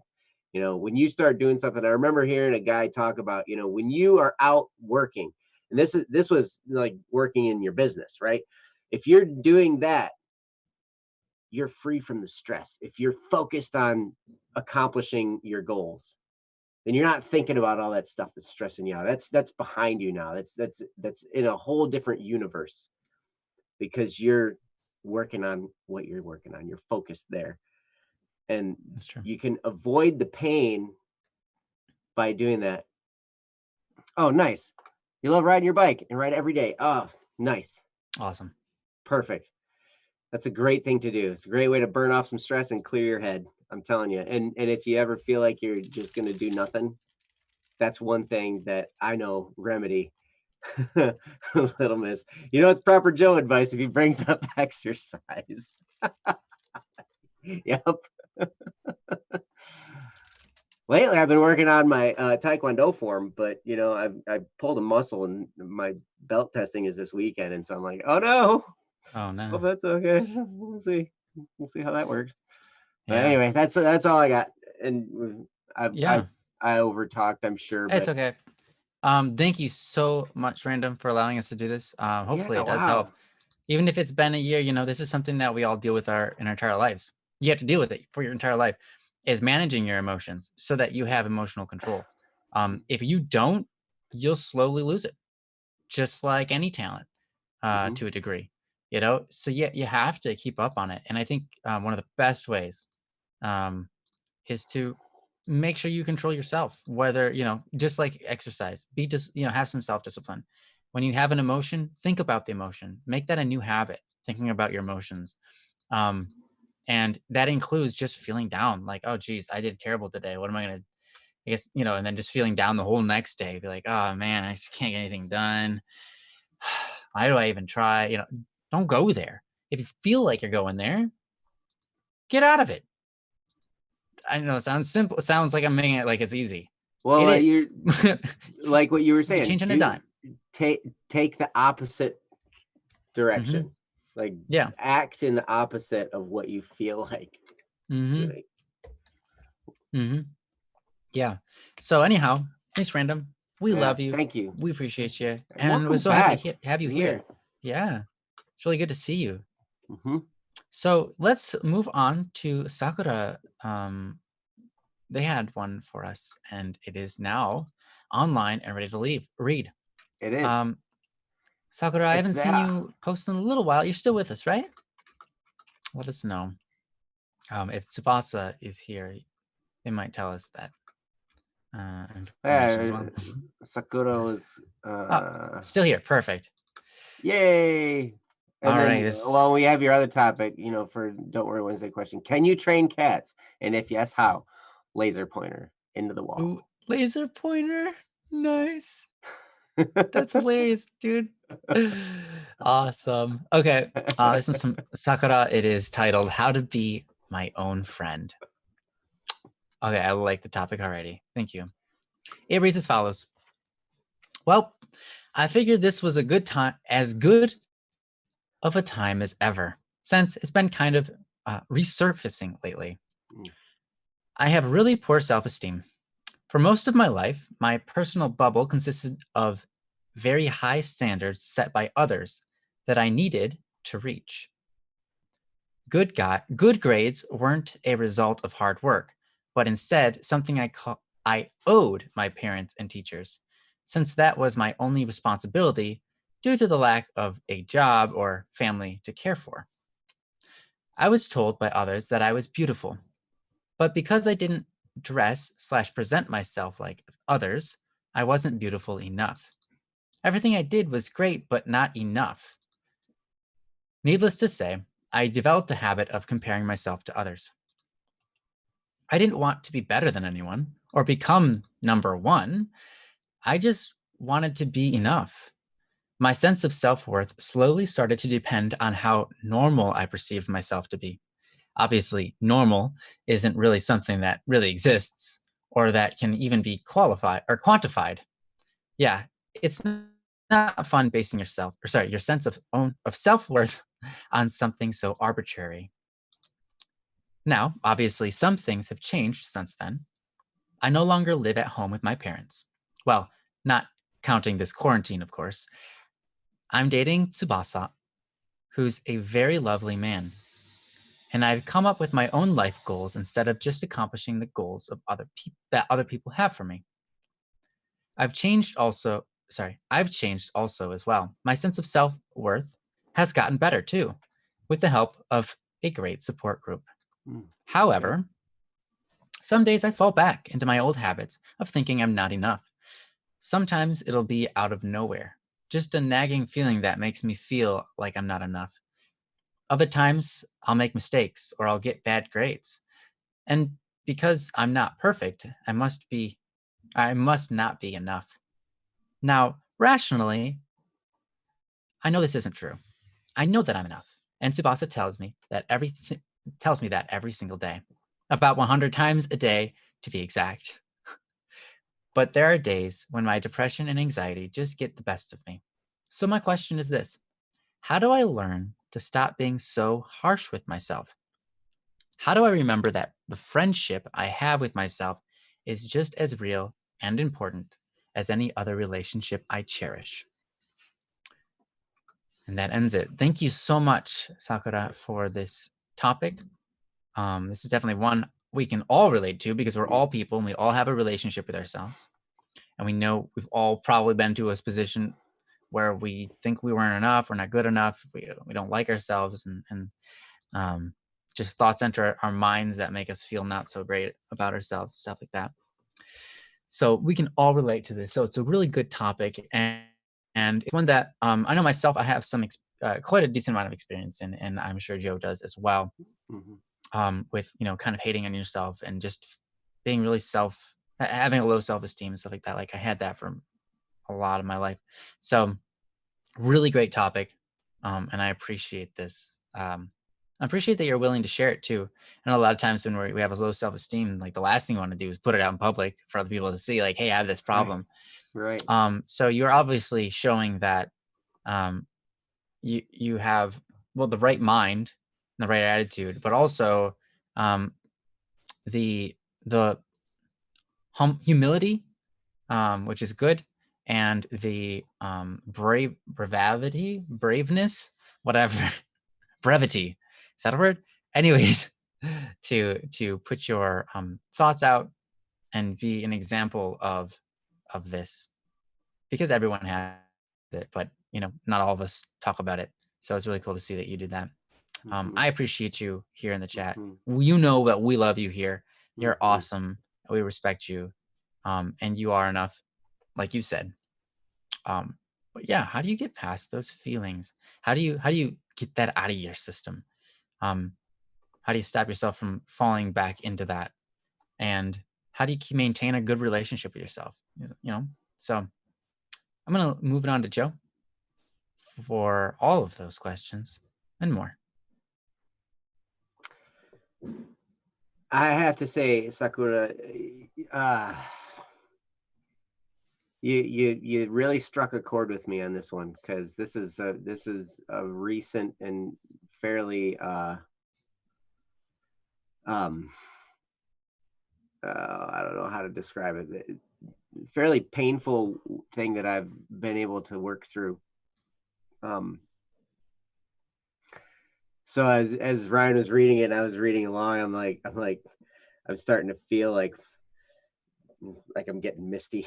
I'm like, oh no, like, Mm, because it's those moments, where it's like, oh my gosh, yeah, I totally, I this is a fresh one for me. So I apologize in advance for any emotionalness that occurs. So nice. that said, I love you, and thank you so much for posting. And this is one thing that, like Ryan was saying, I think a lot of us struggle with. A lot of us struggle with the sense of being enough and being good enough, right? And I can for years, I've let's see, how do I put this? I've dealt with this for years, and it comes from external sources, not just internal. Like I have this internal where I feel not good enough, right? And and it was always amplified by external sources as well. People close to me, people, all kinds of stuff, right? Just just the way that they would say things or the way that they would do things, it was almost like the whole point of them saying that very thing was just to be a painful thing that they would say, right? It was just they just that was the whole goal of them saying it. It wasn't to, improve anything. It was simply just to hurt me, right? And so here's something I did that worked for me. And it continues to work for me.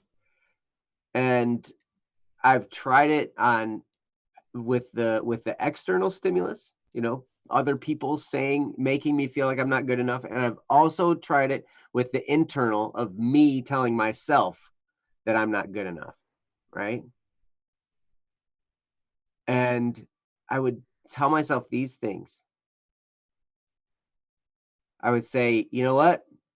I know two things. This is me talking to myself. And actually, I said it out loud to these other people too, where it's like, okay, there are two things I know for sure, right? It's like, okay, what are those two things? Like, one, I'm going to try as hard as I can. That's one thing I know for sure. I'm going to do my best. I'm going to try hard. Two, it's never going to be good enough. Ever. And I would like that. That's like, okay, now that might sound kind of sad and depressing and harmful and hurtful and everything, right? But what I was doing right there was leaning into it. It's like, if I'm not a very big guy, but if I was to wrestle a sumo wrestler, my job is to get him out of the ring. So, do you think it would be good for me to try and shove him out of the ring? No. The best thing I could do was let him come to me and then pull him and then turn while I pull so I can get him out, right? Use his momentum against him. So lean into the attack, right? And so that's what I was doing here was I was leaning into it and saying, all right, I'm going to try as hard as I can and it's never going to be good enough. I understand that and I come to grips with it. And you know what happened? It took all the teeth out of the attack. They didn't have any answer for that. And I didn't have any answer for that either. When I would say it to myself, it was like, oh, that's exactly what I was going to say. That's exactly how it was going to be, right? And so they couldn't do anything further than that. So I know this is kind of a backwards way of looking at of approaching the thing, but if you can use the attack's momentum in your favor, for me in this situation, that's what got me through it. Because then it's like, wait a second, now I'm looking at some of the things you're saying. You're like, okay, you said I didn't want to be better than anyone. I don't want to be better than anyone. I just want to be myself, right? And I know I'm not perfect. Nobody ever expected me to be perfect. And so who cares if I'm not perfect? Okay, good. So I'm past that. Now the question is, am I good enough? If I know that it's not going to be good enough, but I'm going to try my best. At least I'm doing the best I can. And frankly, that's always enough. Because if you do your best, not even angels can do more than that. They can't do any better than their best. Nobody can.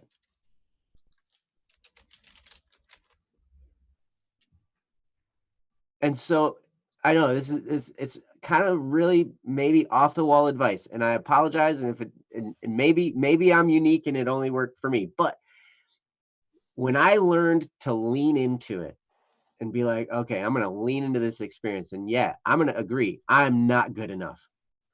I'm not ever going to be good enough for your standard. But you know what? I'm going to try my best. You know what happened? I was free. I was free from their expectations because I just agreed with them. I was like, yep, it's not going to be good enough for you. I'm sorry. But you know what?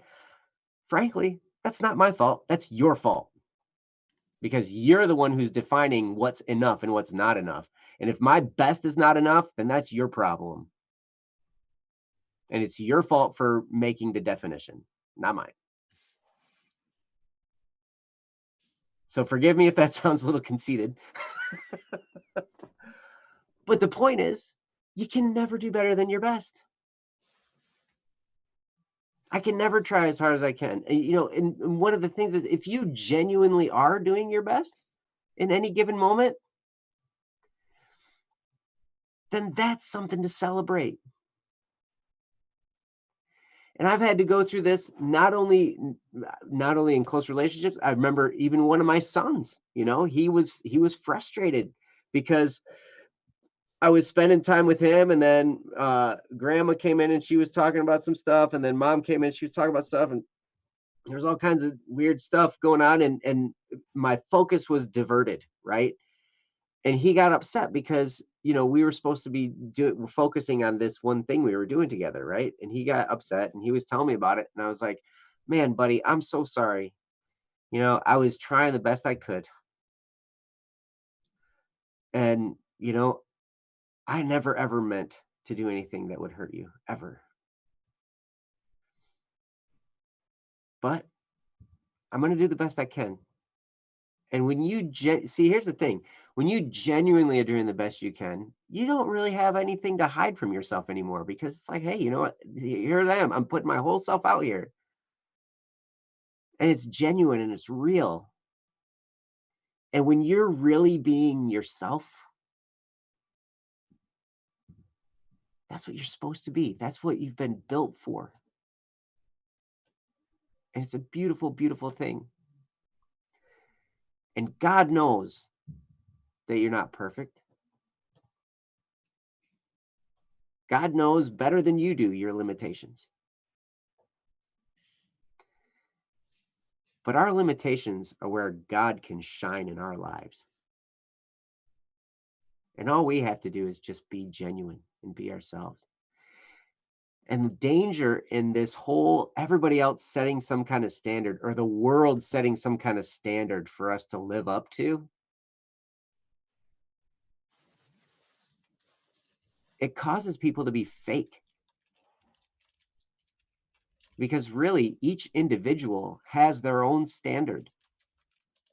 And every single one of ours is different because every single one of us is different. But at the same time, every single one of us is infinitely valuable. And what we bring to the world is uniquely our own. And it fills a gap that the universe would be more empty if we weren't there to fill that gap. And when I started to learn these things and kind of put them together, it's like, it doesn't matter if this particular standard says I'm enough or not.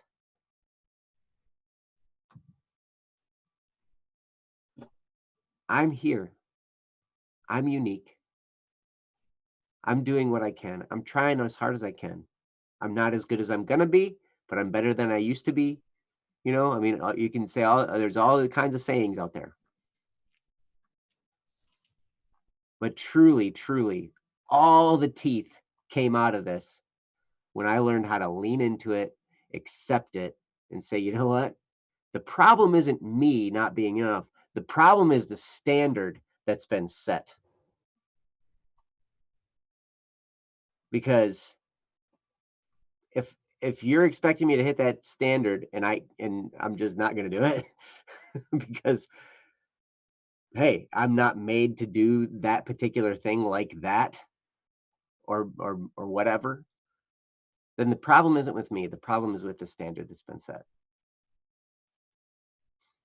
So anyway, before I get myself in trouble, I'm going to turn it over to Ryan. So Ryan, take it Yeah, away. no, that's actually really good. It's so true. You know, we don't have any control over other people, and other people don't have any control over us.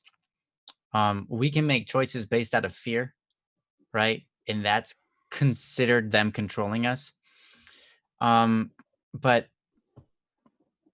it's interesting, just like what Joe was talking about, when people have an expectation for you and you weren't designed for that, that's their fault. It's not your fault, right?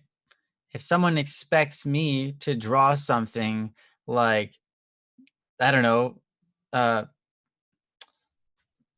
Leonardo da Vinci or something, whatever, right? I'm not going to do it. I could try and I can try my best, but it's not going to come out looking like his work. So that's I think you have to come to realize that you are your own person, right? And now, Sakura, you already know all this, right? And you're looking like, because you know that you know you're not perfect, and that's okay.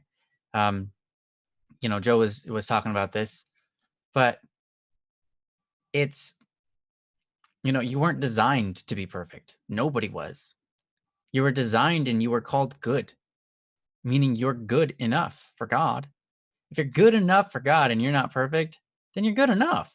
Mm-hmm. Period. Now, obviously, you have to make the right choices. You can't go around being a jerk to everybody. Like there's such a thing as holiness, but and being evil and picking sides. But regardless, you as a creation, you're beautiful. You're grand. You're glorious. You're good in the eyes of the thing that made you. And that thing is the creator that sustains all things. So if you believe in God, I think that helps a lot. If you don't believe in God, that's okay. I think Joe was talking about this last night, or I mean last Wednesday, but you don't have to believe in God to know that something designed all of this, something created all of this. And one way or another, we're connected to it. So, and it sustains us. We are sustained by the physical nature of the universe. And that's beautiful and glorious in itself. But continuing on, so you understand all this. So how do you maintain a healthy relationship with yourself?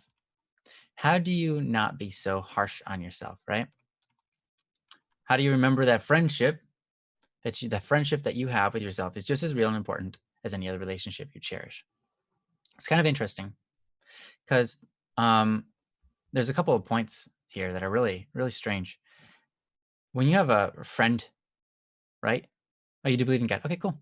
When you have a friend, you treat them a specific way. And then you can have a brother. You treat them like a friend, and you might call them your friend, but you'll treat them a little bit different than you treat them your other friends. Mm. You have a mom and a dad.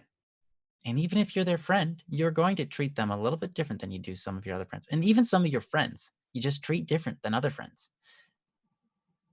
Some people see that as wrong, but it's just normal.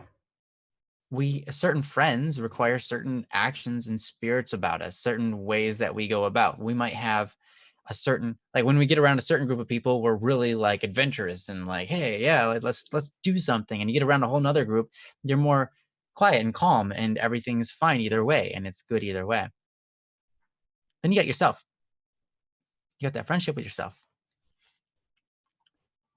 And how do you maintain that? Part of it, Tara was kind of leaning on this. Part of it is what you do. What are you doing with yourself? Right? When you're with your friends, the way you interact with them a lot of times is what creates the friendship. Does that make sense? I think you probably see where I'm going with this. When you spend time with one friend, you'll partake in certain activities. And through those activities, you get to learn and experience moments with them.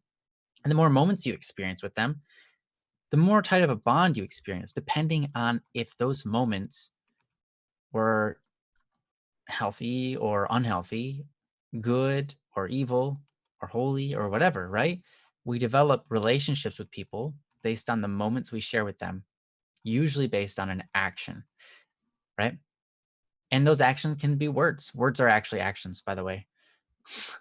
A lot of times people say actions speak louder than words. And I'm like, words are actions? Like speaking, like literally is a physical action. But whatever. I get what you mean. But with that, so what are you doing when you are by yourself? That helps you establish the relationship you have with yourself. Because the activities you take, you're doing with yourself, right? Even if you're with other people, how you're acting there is important too. You'll notice sometimes we do things in the dark that we shouldn't because we're by ourselves and no one's looking. Or alternatively, we do things with certain people that we know we shouldn't because they're those certain people. And doing those things are undignified. They make us feel bad about ourselves, even though some of those things might be, maybe they're not bad things to do, but they really just aren't who you were designed to be. Like you were speaking before, or like anybody can experience, your parents want you to go down a certain path in life, and it's just not where you are meant to go. And so when you're with your parents, you're trying your best to go this path, and you're just not going to be enough, period. And that's okay because you weren't meant to be enough there. You are enough where it matters. But there are certain things that we're not supposed to do. And when we go down those paths, sometimes we feel empty at the end of it. And we're just like, we don't like ourselves because we don't like where we've gone. We don't like what we've done because it's just not really anything we were supposed to do. And and it's funny because we do it all just to look good to others. And then we get alone with ourselves and we go, wow, I did all of that just to look good in front of another person. Mm-hmm. Where's my dignity? Where's my self-respect? I know I'm more important than how they see me. Come on. So what you do is important because that determines what you're doing with yourself, how you're maintaining your friendship, and how you feel about yourself. If you are taking actions in order to look good to others, or if you're taking actions in order to arouse an emotion within yourself that others are supplying, like their acceptance of you, right? If everything you do is just for acceptance, you're gonna just go down a hole, and it's gonna be a bad hole. You're not gonna like it. I am not in any way. What I'm about to say is in no way meaning to be demeaning or looking down upon LGBTQ, any of them. All right. You face what you face, right? And you experience what you experience, and you're just there, right? So, what I don't like about LGBTQ culture is that they're all about acceptance, and acceptance is not the cure. They all feel like I'm gay or I'm lesbian, I'm bi or whatever, and so the world doesn't accept me. And so now we've got this community of, we've gathered together, and we're this giant community now of people who can accept each other. But you know what's funny? At the end of it all, they're still fighting for it. They're still feeling as though they're unaccepted, even when they're around people who accept them. They're still fighting for acceptance, even though they've already been given that by the people around them. A lot of that is because they're allowing their happiness to be determined. They're allowing their emotional state, their happiness, etc., to be determined by how other people think of them. And the thing is, we don't know what other people think of us. It's out of our control.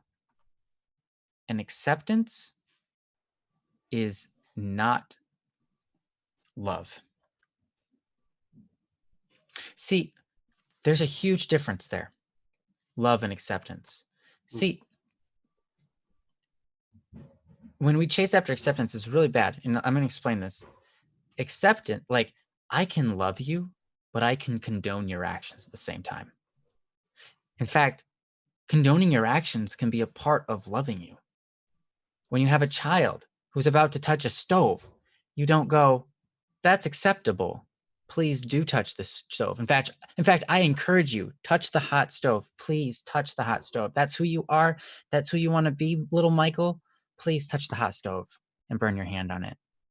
Like, it doesn't make sense, does it?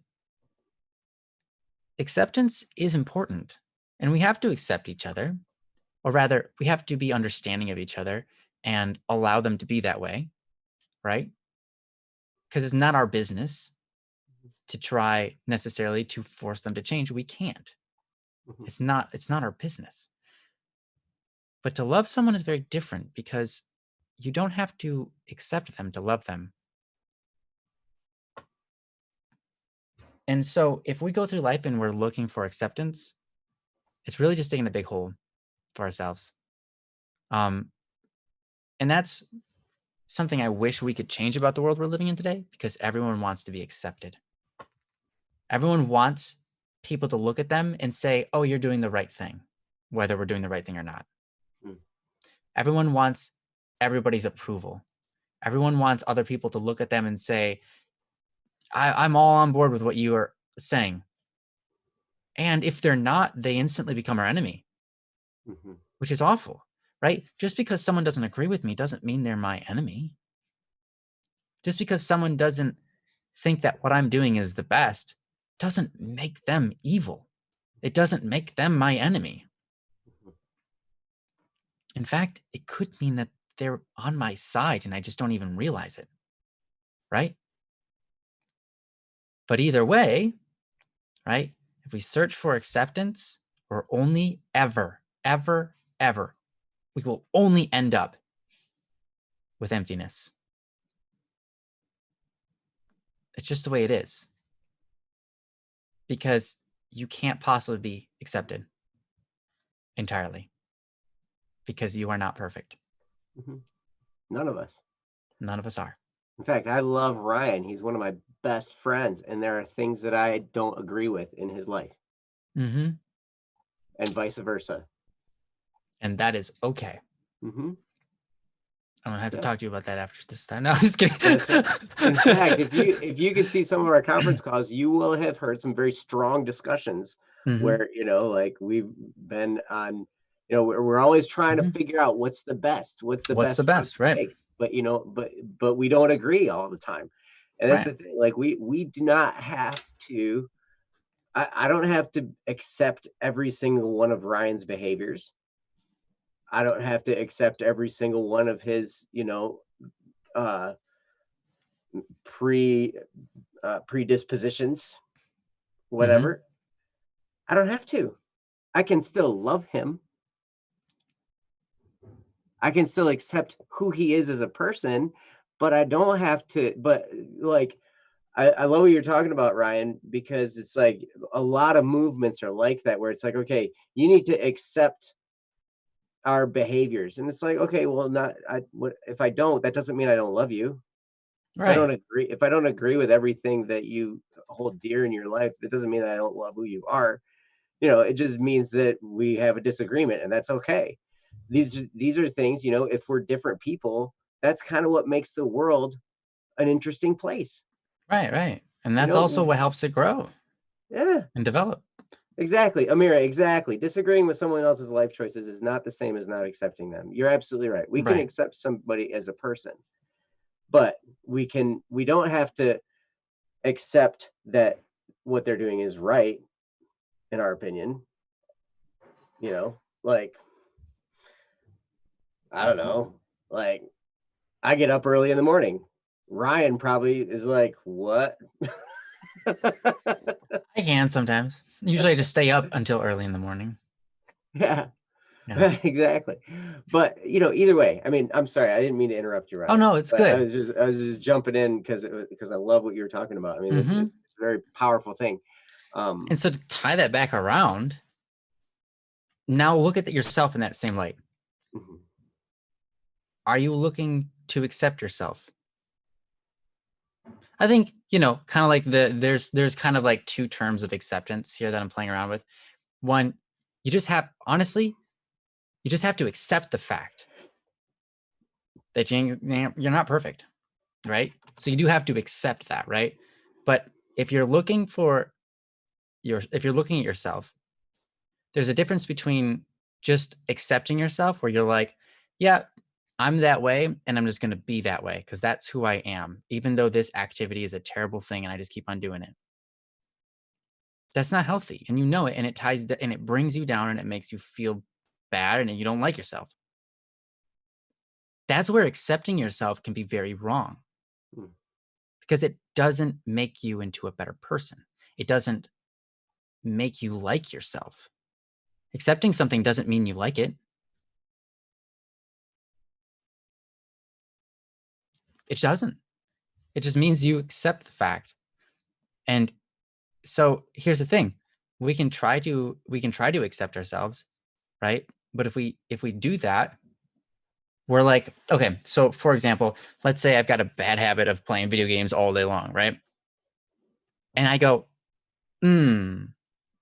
I love myself. I should stop so that I can do more with my life and like myself better. Spend time with myself doing things that, of course, yeah, I'll enjoy. I enjoy video games, but spend time with myself developing that relationship. How do you develop relationships with other people? Yes, through fun activities, but also through trials. Who do you have the most close relationships with? That you've been through the most trials with them. mm, mhm, You have to go through these trials with yourself. You have mhm, to go through the hard things. If you just run away from everything all the time, you aren't going to find respect for yourself. You're not going to have a good relationship with yourself, right? You have to go through hard times, right? With yourself. And you have to be on your side. You have to love yourself. To love yourself means to desire the best for, right? And if you're desiring the best for yourself, if you're like, I love myself, I love that I'm a creation of God and what He's made in me, and I love all of it. Thank you for this life. Thank you for this chance. And thank you for like everything. It's so awesome. And I'm going to love me. And by that, I mean, I'm going to try hard to be the best me. I'm going to continue doing that. And if something pops in my head that says, oh, you're not strong, you're not good enough, right? I can immediately go, that doesn't make sense. Like literally, it doesn't make sense to just get out of here, that thought. And I'm going to do my best to be enough at where it matters. If something pops in your head like that, it's just an idea. It's not who you are. It's just an experience. It doesn't mean you're not enough. It's literally just a thought. And you can push it away. You can do what Joe says thank you, and you're dismissed. Right. mhm, And I like that. And it's true. It's like just because you have that thought doesn't mean it's right. mhm, Even if that thought makes you feel bad, it doesn't mean it's right. right. Sometimes we have these thoughts that just pop in our head and we're like, oh, then they have this sinking feeling. When you have that sinking feeling, right? That's an emotional response, right? But again, as we talked about with the randoms thing, that doesn't mean that's who you are. You aren't just an emotion. In fact, you're more yourself when you look at the emotion and you decide something different. you decide to take a holy route. And so when you get those things pop in your head, and you're not enough, you're not good enough for this, you know, and then that makes you have that sinking feeling. As soon as you start feeling that sinking feeling, you just go, wait a minute, that's dumb. Why would I go down that route? I don't want to have this. I don't want to feel that. That's Why would I choose that? Let's choose something else. Let's just dismiss that thought and continue doing something great. Let's work at this. Mhm. Who cares if it turns out the best or not? I'm growing as a human being and I love myself, right? Compare that to accepting, right? It's a whole different show, because then if all you're trying to do is accept yourself, where we started with that was you were playing video games all day, right? And then you're like, well, that's just who I am and I can't be any better. So that's where I'm going to be. And you do that all day long, just with video games and video games and video games. And you don't become proud of yourself because you didn't try to step up.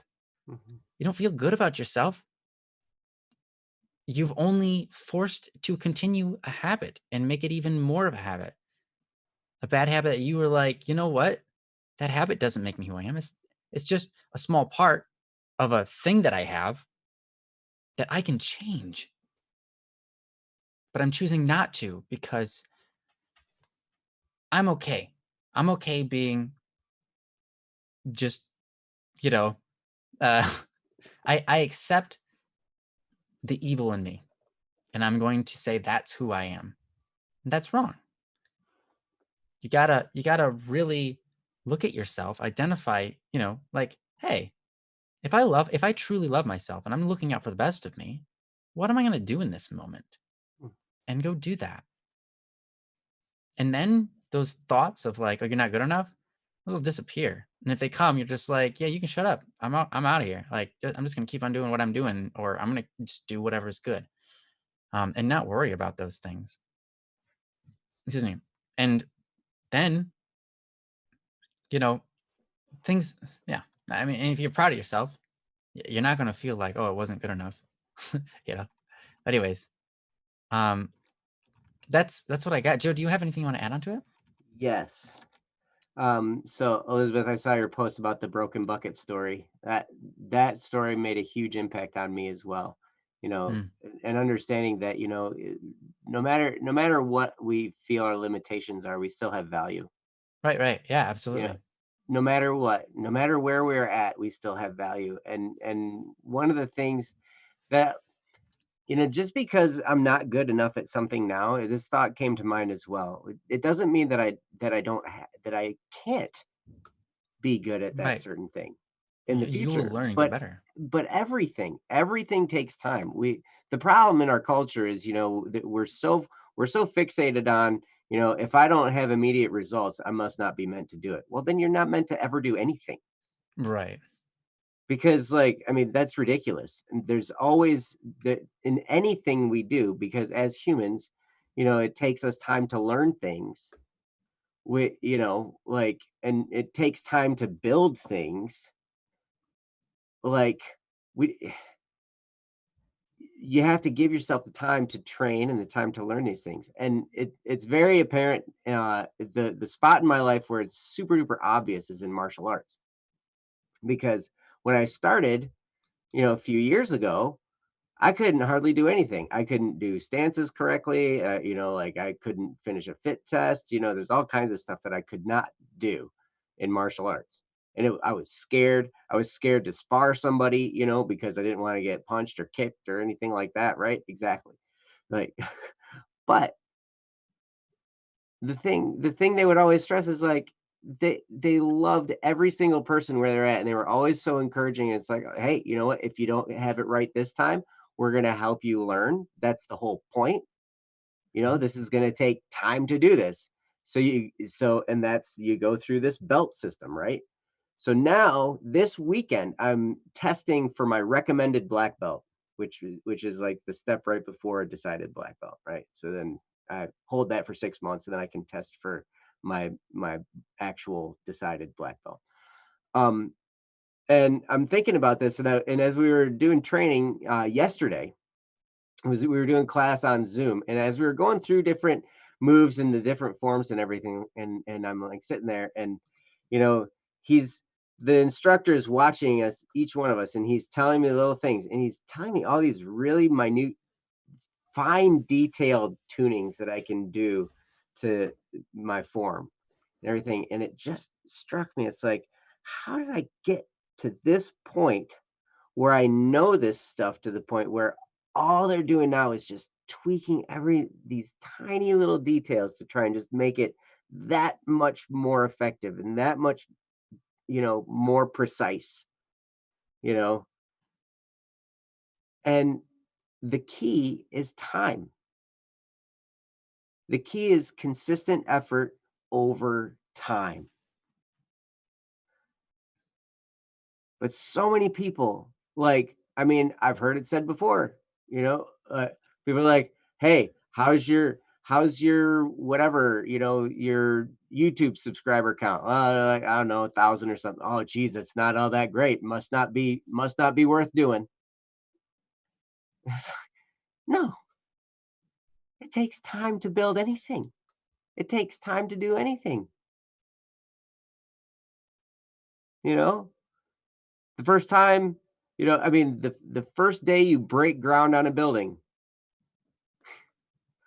well, there's no building there yet. You must just have to quit.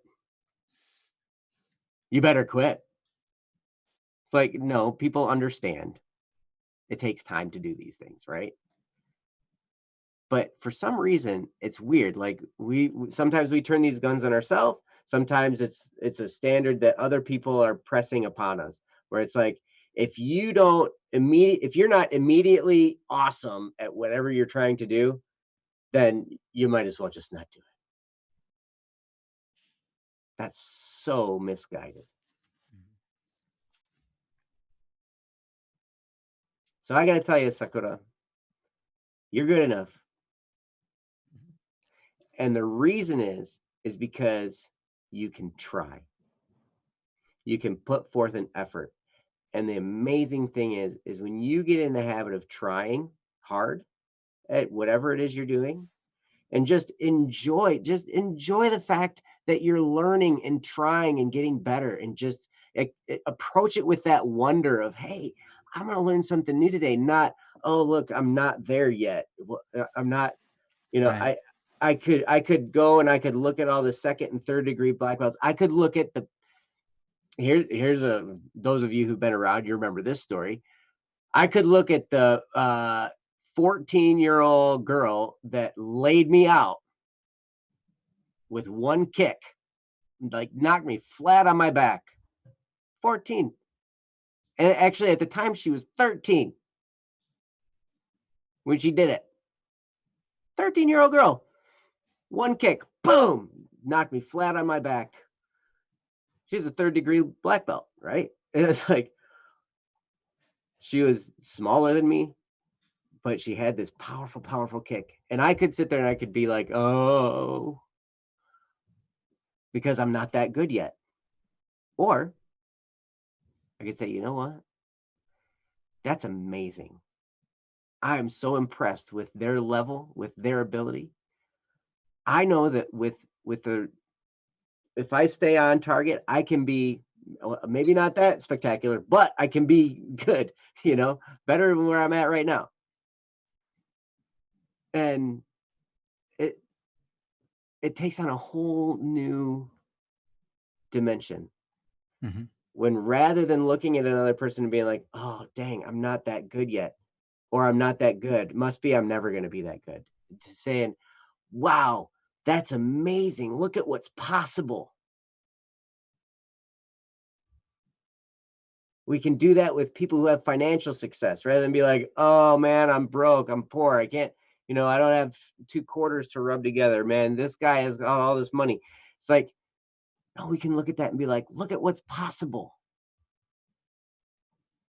I can work, I can try, I can learn, I can move forward. And there's one thing I'm going to leave you with. When you start trying and learning and growing, and you get in that habit,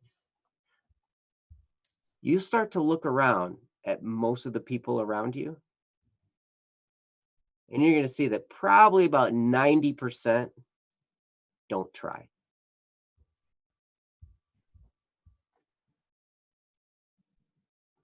They don't. It's okay. We love them. They just haven't figured out something to get them into motion yet. It's okay. We're all on a journey. But it's amazing.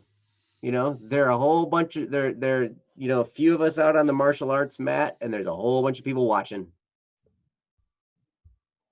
There's a great song by who's the violinist girl? Pop violin player. Somebody violinist and dancer.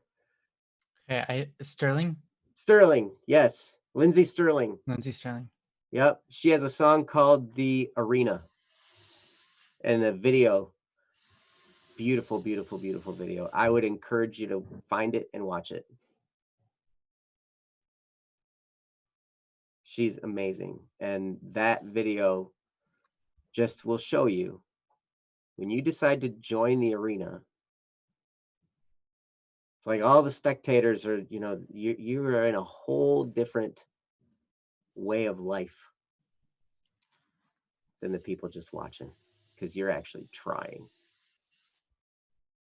So you're awesome, Sakura. Anyway, sorry, Ryan, I talked too long. No, thank you. Thanks for this topic. I mean, there's actually a whole lot more I'd love to talk about on here, but obviously we're running out of time. We're at our 2-hour mark pretty soon here, and so I wanted to be able to shut it down for those people who are,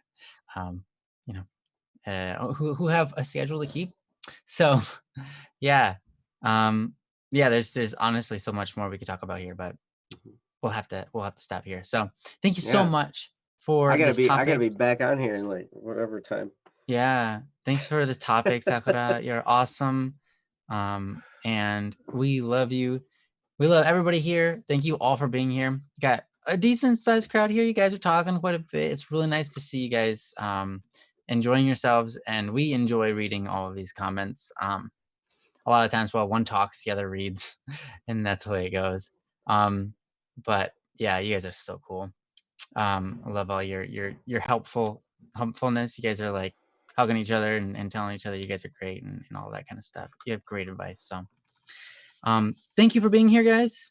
Thank you as well, Jesse and Princess Senna, if you're still here. So yeah, and Joe, of course. Without anything left to say, we're gonna have to call it. So bye guys. I had more to say. Oh, did you? No, not really.